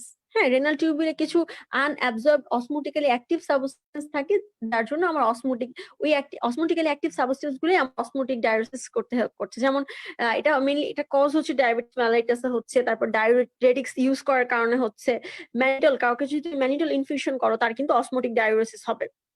এখানে কি হচ্ছে দেখো, এখানে আমার এক্সেস যখন আমার সলিউট বেশি বেশি ফিল্টারেট হয়ে যাচ্ছে আমার কিডনিতে জিএফআর এর মাধ্যমে, তখন কিন্তু আমার অসমোটিক প্রেশারটা অনেক বেশি হয়ে যাচ্ছে ফিল্ট্রেটেড, যার কারণে আমার ওয়াটারটা অনেক মানে ওয়াটারটা কম থাকছে কিন্তু সোডিয়াম ক্লোরাইডের রিঅ্যাবজর্পশনটা বেশি হচ্ছে। ওয়াটারের রিঅ্যাবজর্পশন কমে গিয়ে যখন সোডিয়াম ক্লোরাইডের রিঅ্যাবজর্পশনটা বেশি হচ্ছে টিউবিউল থেকে, তখনই কিন্তু ওয়াটারের এক্সক্রিশনটা বেশি হচ্ছে এবং ডায়াবেটিস হচ্ছে। তোমরা এই মেকানিজম গুলো আমি আসলে খুবই শর্টলি বলতেছি, কিন্তু এইভাবে কিন্তু রিটেনে লেখা যাবে না, রিটেনে কিন্তু হচ্ছে মেকানিজমটা একটু ডিটেলসে লিখতে হবে। এইটা আসলে বলার উদ্দেশ্য যাতে তোমাদের একটু ভাইবাতে আসলে শর্টলি বুঝে বুঝে বলাটা দরকার, কিন্তু রিটেনের জন্য একটু ডিটেলসে লাগে আমাদের। তারপরে সে প্রেসার ডায়াউরেসিস। প্রেসার ডায়াউরেসিসটা তোমার যখন আর্টারিয়াল ব্লাড প্রেশারটা যখন বেশি হয়ে যাবে তখন আমাদের ডায়াউরেসিস হবে।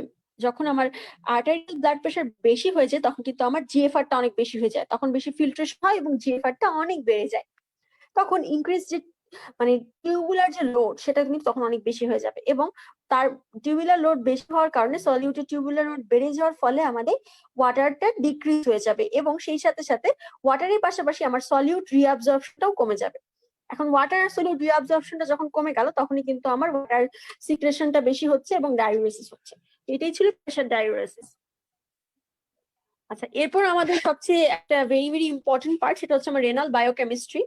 আচ্ছা, তার আগে আমরা একটা কথা বলে নিই যে আমাদের এই যে ডায়াউরেসিস এর মধ্যে একটা রিটেনের জন্য খুব ইম্পর্টেন্ট কোয়েশ্চেন হচ্ছে difference between water diuresis and osmotic diuresis. Osmotic diuresis এবং ওয়াটার ডায়াউরেসিস এর কিছু পার্থক্য তোমরা জানবে, এবং প্রথমে এটাকে ডিফাইন করবা বা এটার কজটা বলবা, তারপর ওয়াটার রিঅ্যাবজর্পশনটা কোথায় নরমাল থাকছে। আমরা জানি ওয়াটার ডায়াউরেসিস এ প্রক্সিমাল কনভলিউটেড টিউবিউল থেকে ওয়াটার রিঅ্যাবজর্পশনটা হচ্ছে নরমাল থাকছে, আর অসমোটিক ডায়াউরেসিস এ কিন্তু প্রক্সিমাল কনভলিউটেড টিউবিউলে ওয়াটার রিঅ্যাবজর্পশনটা অনেক কমে যাচ্ছে। আবার ওয়াটার ডায়াউরেসিসে কিন্তু ডিস্টাল কনভলিউটেড টিউবিউলে আর হচ্ছে কালেক্টিং ডাক্ট থেকে ওয়াটার রিঅ্যাবজর্পশনটা অনেক কমে যাচ্ছে, আর সেক্ষেত্রে কিন্তু অসমোটিক ডায়াউরেসিস এটা বেড়ে যাচ্ছে, মানে উল্টা হচ্ছে। ওয়াটার প্রক্সিমাল কনভলিউটেড টিউবিউলে যা হচ্ছে ডিস্টালে কিন্তু তার উল্টা হচ্ছে।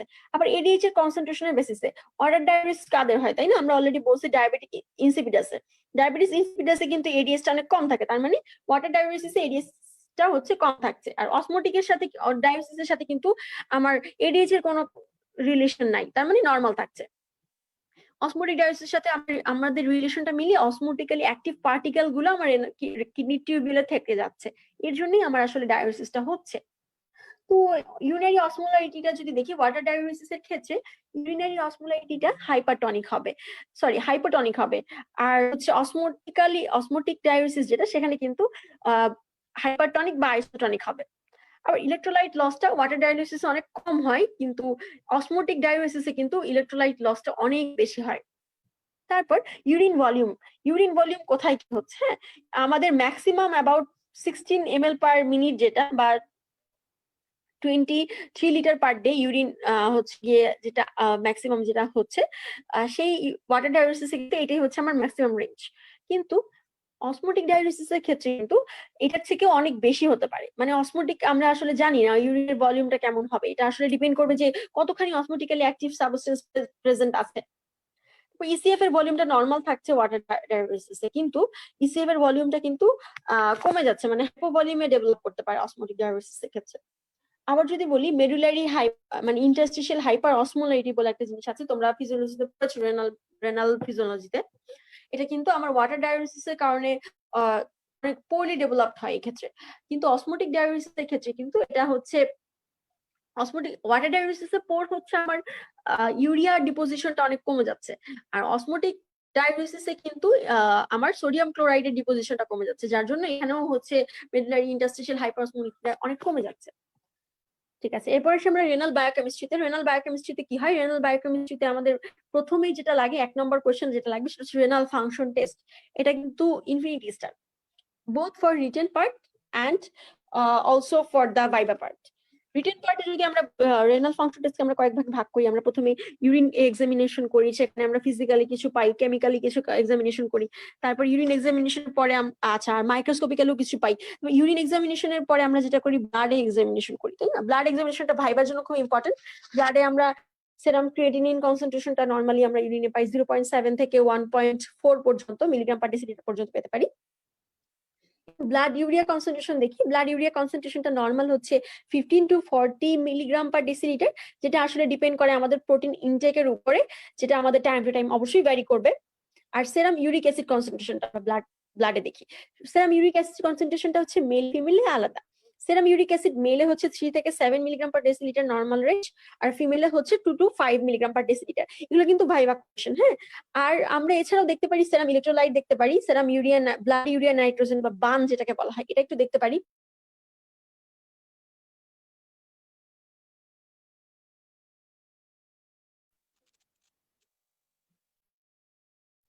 সরি, তো সেরাম ইলেকট্রোলাইটের মধ্যে আমরা কিন্তু একটু দেখি যে আমাদের সেরাম ইলেকট্রোলাইটের রেঞ্জ গুলা নর্মাল আছে কিনা। তারপর ব্লাড ইউরিয়া নাইট্রোজেন, যেটা ব্লাড ইউরিয়া নাইট্রোজেনে কিন্তু 7 থেকে 20 মিলিগ্রাম পার ডেসিলিটার হচ্ছে আমার নর্মাল রেঞ্জ। এরপর আসি রেনাল ক্লিয়ারেন্স, যেটা রেনাল ক্লিয়ারেন্স হচ্ছে আমার হচ্ছে দুইটা ক্লিয়ারেন্স দেখি আমি এখানে। রেনাল ক্লিয়ারেন্সের মধ্যে একটা আমরা দেখি ইউরিয়া ক্লিয়ারেন্স আর একটা দেখি ক্রিয়েটিনিন ক্লিয়ারেন্স। তো ক্রিয়েটিনিনটা নর্মাল রেঞ্জ হচ্ছে 140 ml পার মিনিট, আর ইউরিয়ার নর্মাল রেঞ্জ হচ্ছে 60 to 70 ml পার মিনিট। আচ্ছা, এখানে তারপর আমরা যেটা করি হচ্ছে আমরা evaluation of the glomerular fluid বা গ্লোমেরুলার ফাংশন ঠিক আছে কিনা, এখানে আমরা জিএফআর এস্টিমেট করি, কিছু ক্লিয়ারেন্স টেস্ট গুলা করি, আরো কিছু আমরা টেস্ট করি, যেমন ধরো টিউবুলার ফাংশন, মানে গ্লোমেরুলার ফাংশনটা ঠিক আছে নাকি সেটা ইভালুয়েট করার জন্য আমরা কিছু ফাংশন টেস্ট করি, আর টিউবুলার ফাংশনের জন্য কিছু ইভালুয়েশন টেস্ট করি। এই দুটি আলাদা আলাদা করে একটু জানতে হবে কোনটা গ্লোমেরুলার ফাংশন দেখার জন্য আর কোনটা টিউবুলার ফাংশন দেখার জন্য করি। তো আদার কিছু রেডিওলজিক্যাল ইমেজিং, আল্ট্রাসোনোগ্রাফি এগুলো করি, আবার রেনাল বায়োপসিও করতে পারি। এরপর যেটা লাগে রিটেনের জন্য বেশিরভাগটা ইন্টারপ্রিটেশন। আবার ভাইবা তো বলে যে how can you interpret the renal function test.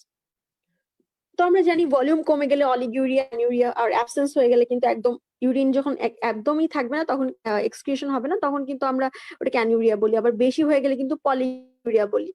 তারপর কালারটা ইয়ালো হয়ে গেলে সেটাকে জন্ডিস বলি। ঠিক তেমনি ভাবে স্পেসিফিক গ্র্যাভিটি বাড়লে কমলে কি বলি, পিএইচ, ব্লাডে বেনজিডিন টেস্ট করা হয়, তাই না? ব্লাডে হেমাচুরিয়া কখন হয়, রেনাল ক্যান্সারের ক্ষেত্রে হতে পারে বা টিউবারকুলোসিসের ক্ষেত্রে হতে পারে। প্রোটিন, গ্লুকোজ, বাইল সল্ট এগুলোর ক্ষেত্রে হতে পারে। আবার বাইল কিছু ব্লাড ক্রিয়েটিনিনের কিছু মানে কনসেন্ট্রেশনের সাথে ভ্যারি করে।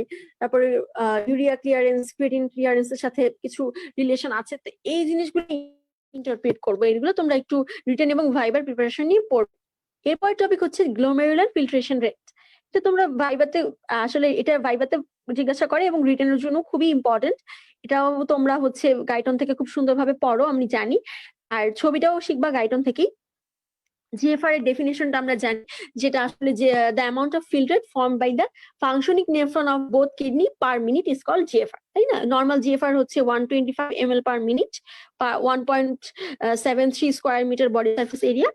এবং এটা আসলে ফিমেলে একটু কম থাকে, কারণ ফিমেলের নেফ্রন সংখ্যা একটু কম থাকে। এবং জিএফআর আসলে নেট ফিল্ট্রেশন প্রেসারের উপর ডিপেন্ড করে। এবং এই নেট ফিল্ট্রেশন প্রেসারটা আমরা কিভাবে ক্যালকুলেট করি, এটা কিন্তু আমাদের রিটেন ভাইবা দুইটা জায়গার জন্য খুবই ইম্পর্টেন্ট। এবং গাইডনে এটা একটা ছবি আছে, তোমরা এটা একটু দেখে নিও, যে glomerular hydrostatic pressure plus Bowman's capsule hydrostatic pressure minus glomerular capillary colloidal osmotic pressure plus Bowman's capsule hydrostatic pressure, এইভাবে আমরা একটু মেজার করি থাকি, তাই না? এবং এটা হচ্ছে 10 মিলিমিটার মার্কার। এই রেঞ্জ গুলো, ভ্যালু গুলো তোমরা একটু পড়ে নিও। তারপরে আসি হচ্ছে আমাদের প্লাজমা লোড। প্লাজমা লোডের ডেফিনিশন লাগবে, প্লাজমা লোডের ইকুয়েশন লাগবে। এই যে এখানে যে ডেফিনিশন গুলোর কথা আমরা বলছি, প্লাজমা লোড, টিউবুলার লোড, এই ডেফিনিশন গুলো কিন্তু খুব ভালোভাবে মুখস্থ থাকতে হবে। এবং এটা মুখস্থ তখনই থাকবে, তুমি বলতে পারবে তখনই, যখন তুমি এই জিনিসগুলো একটু বুঝে বুঝে পড়বা। প্লাজমা লোড কি?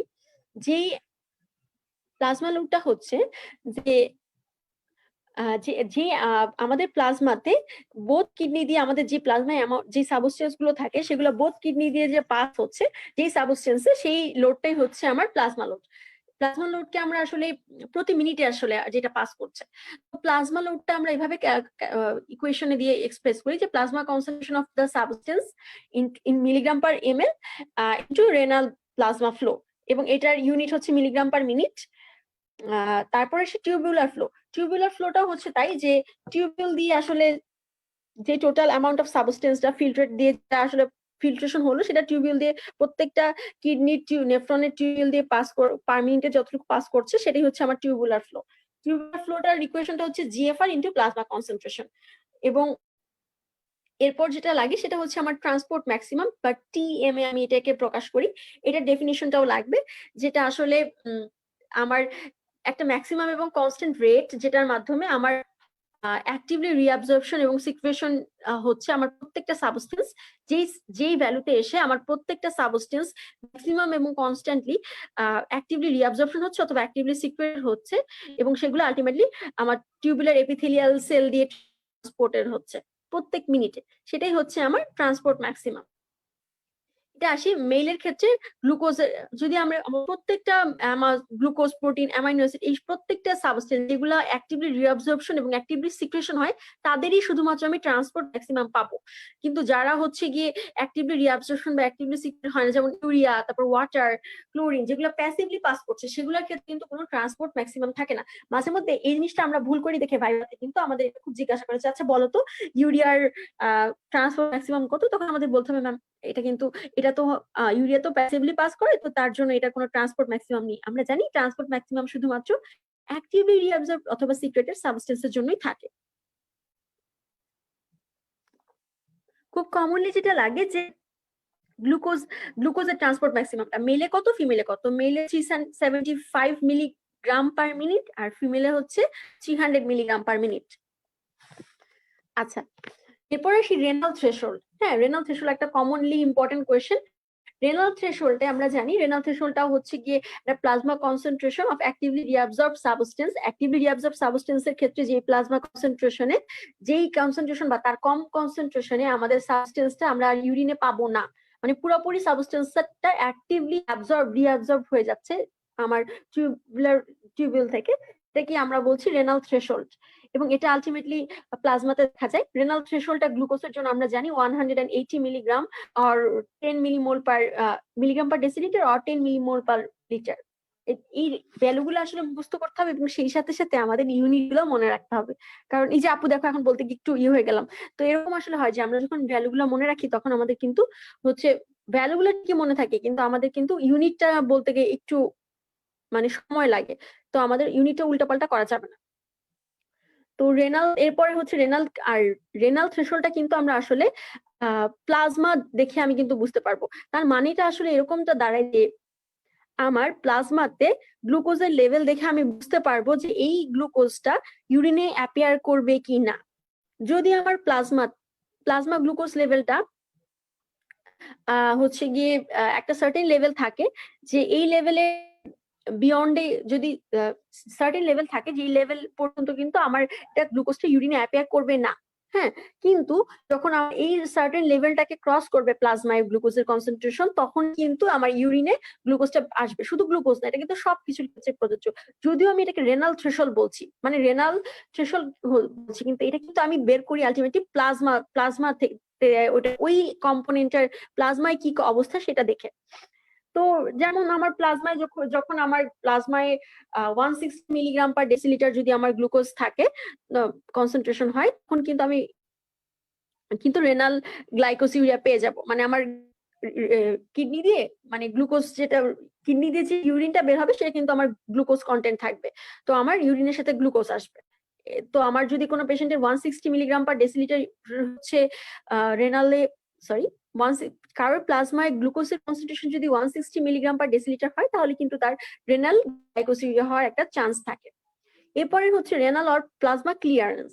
এটাও হচ্ছে আমাদের একটা ইম্পর্টেন্ট টপিক, এবং এটার এটা ডেফিনিশনটা লাগবে, এটার ইকুয়েশনটা লাগবে।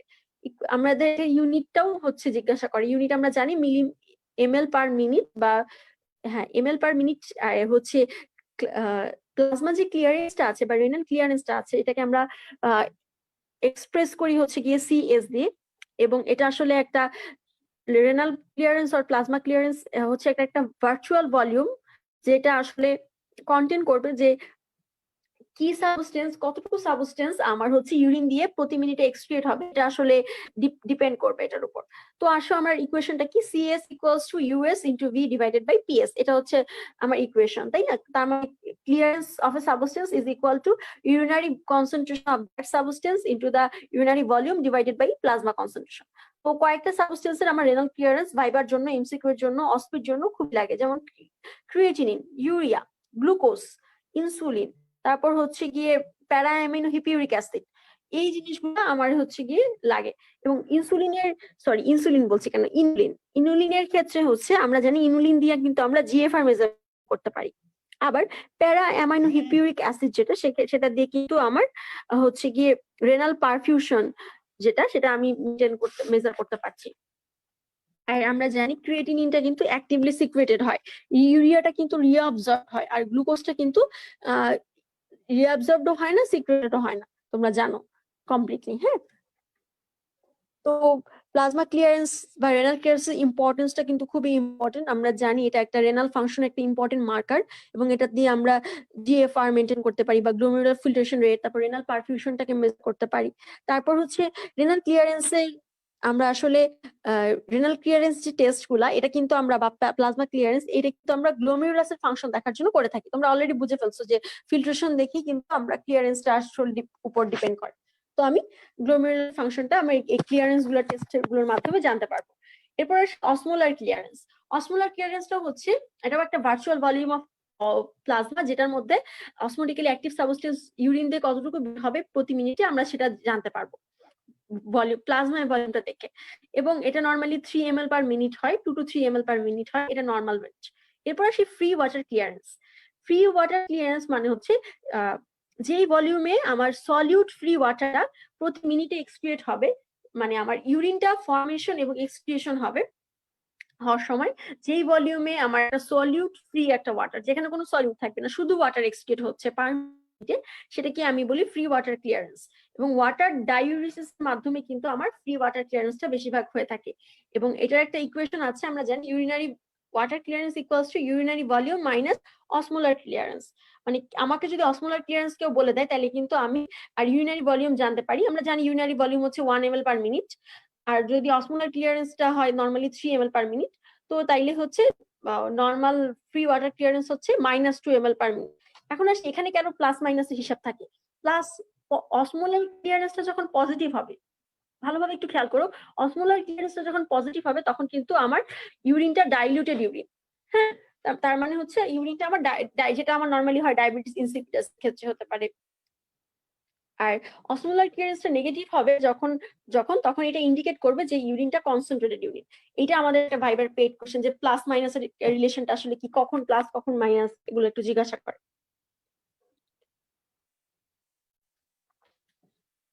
এরপর হচ্ছে নর্মাল পার্সনের ফ্রি ওয়াটার ক্লিয়ারেন্সটা কেমন হয়। নর্মাল পার্সনের যে বললাম -2, এটা হচ্ছে নর্মাল, কারণ নর্মালি আমাদের কনসেন্ট্রেটেড ইউরিনটা ফর্ম হচ্ছে। নর্মাল কিন্তু আমাদের কখনোই ডাইলিউটেড ইউরিন হয় না, কনসেন্ট্রেটেড ইউরিনটা নর্মাল। আমরা জানি ইউরিনটা একটু কনসেন্ট্রেটেড থাকে।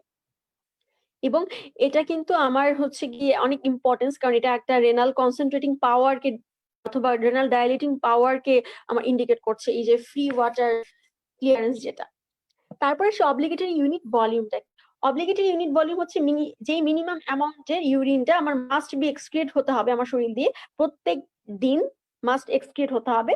আমার বডিতে যে মেটাবলিক ওয়াস্ট প্রোডাক্ট গুলো হচ্ছে সেগুলো থেকে বা আয়ন তৈরি হচ্ছে, সেগুলোকে আমি যদি আমার শরীর থেকে বের করে দিতে চাই, তাহলে কিন্তু মাস্ট আমার এই অব্লিগেটরি ইউরিন ভলিউম এক্সক্রিয়েট হতেই হবে। এটা হচ্ছে 500 ml পার ডে। এটা কিন্তু আমাদের প্রফের একটা কোয়েশ্চেন ছিল রিটেন। আর এটা ভাইবারও কোয়েশ্চেন, অব্লিগেটরি ইউরিন ভলিউমটা আসলে একটা ইকুয়েশন আছে, যেমন total excretable solute load divided by maximum concentrating power of the kidney. এটাই হচ্ছে আমার অব্লিগেটরি ইউরিন ভলিউম ছিল। এটা একটা বললাম আমি, এটা খুবই ইম্পর্টেন্ট। এরপর আমাদের হচ্ছে লিমিটিং পিএইচ। লিমিটিং পিএইচটা হচ্ছে যে ইউরিনারি পিএইচ এর নিচে আমাদের অ্যাক্টিভ, আমরা জানি ডিস্টাল কনভলিউটেড টিউবিউলে অ্যাক্টিভ হাইড্রোজেন আয়নটা সিক্রেশন হয়। তো যে ইউরিনারি কনসেন্ট্রেশন বা যে ইউরিনারি পিএইচ এ আমার ডিস্টাল কনভলিউটেড টিউবিউল থেকে হাইড্রোজেন আয়নস অ্যাক্টিভলি সিক্রেটেড হওয়াটা একদমই কমপ্লিটলি স্টপ হয়ে যাবে, সেই পিএইচটাকে আমি বলি লিমিটিং পিএইচ।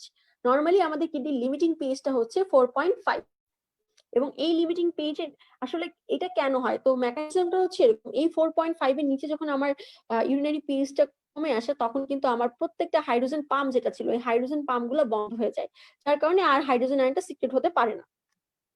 তো এই জন্য লিমিটিং বেসটা খুব ইম্পর্টেন্ট।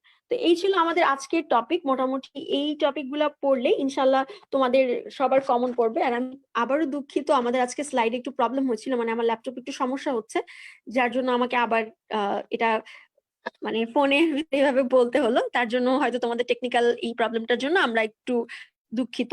তো সবাই আশা করি ভালো থাকবা, আর সবাই ভালো থাকবা, আর আমাদের শেষ। আচ্ছা, অসংখ্য ধন্যবাদ আপু। আপনি আপনার পড়াশোনা এবং শত ব্যস্ততার মাঝে আমাদেরকে সময় দিয়েছেন এত কষ্ট করে। আমরা আলহামদুলিল্লাহ আজকে টপিক গুলো বুঝতে পেরেছি। আপু, এই জন্য আপনাকে অসংখ্য অসংখ্য ধন্যবাদ জানাই আবার। তোমাকে অনেক ধন্যবাদ, এক্সিস্টকেও ধন্যবাদ। আমার জন্য দোয়া করবা, সবাই এক্সিস্টের জন্য দোয়া করবা। আর নেক্সট সেশনটা ইনশাআল্লাহ যারা থাকতে চাও থাকতে পারো ইনশাল্লাহ আপু। দর্শক এতক্ষণ আমাদের সাথে থাকার জন্য আপনাদের সবাইকেই জানাচ্ছি আন্তরিকভাবে ধন্যবাদ। আমাদের পূর্ববর্তী সেশন গুলো আপনারা পেয়ে যাবেন অ্যাক্সিস মেডিকেল স্কুল গ্রুপে এবং আমাদের ইউটিউব চ্যানেলে। দর্শক, আগামী পর্ব দেখার আমন্ত্রণ জানিয়ে আমি এখানেই বিদায় নিচ্ছি। শুভরাত্রি। আসসালামু আলাইকুম।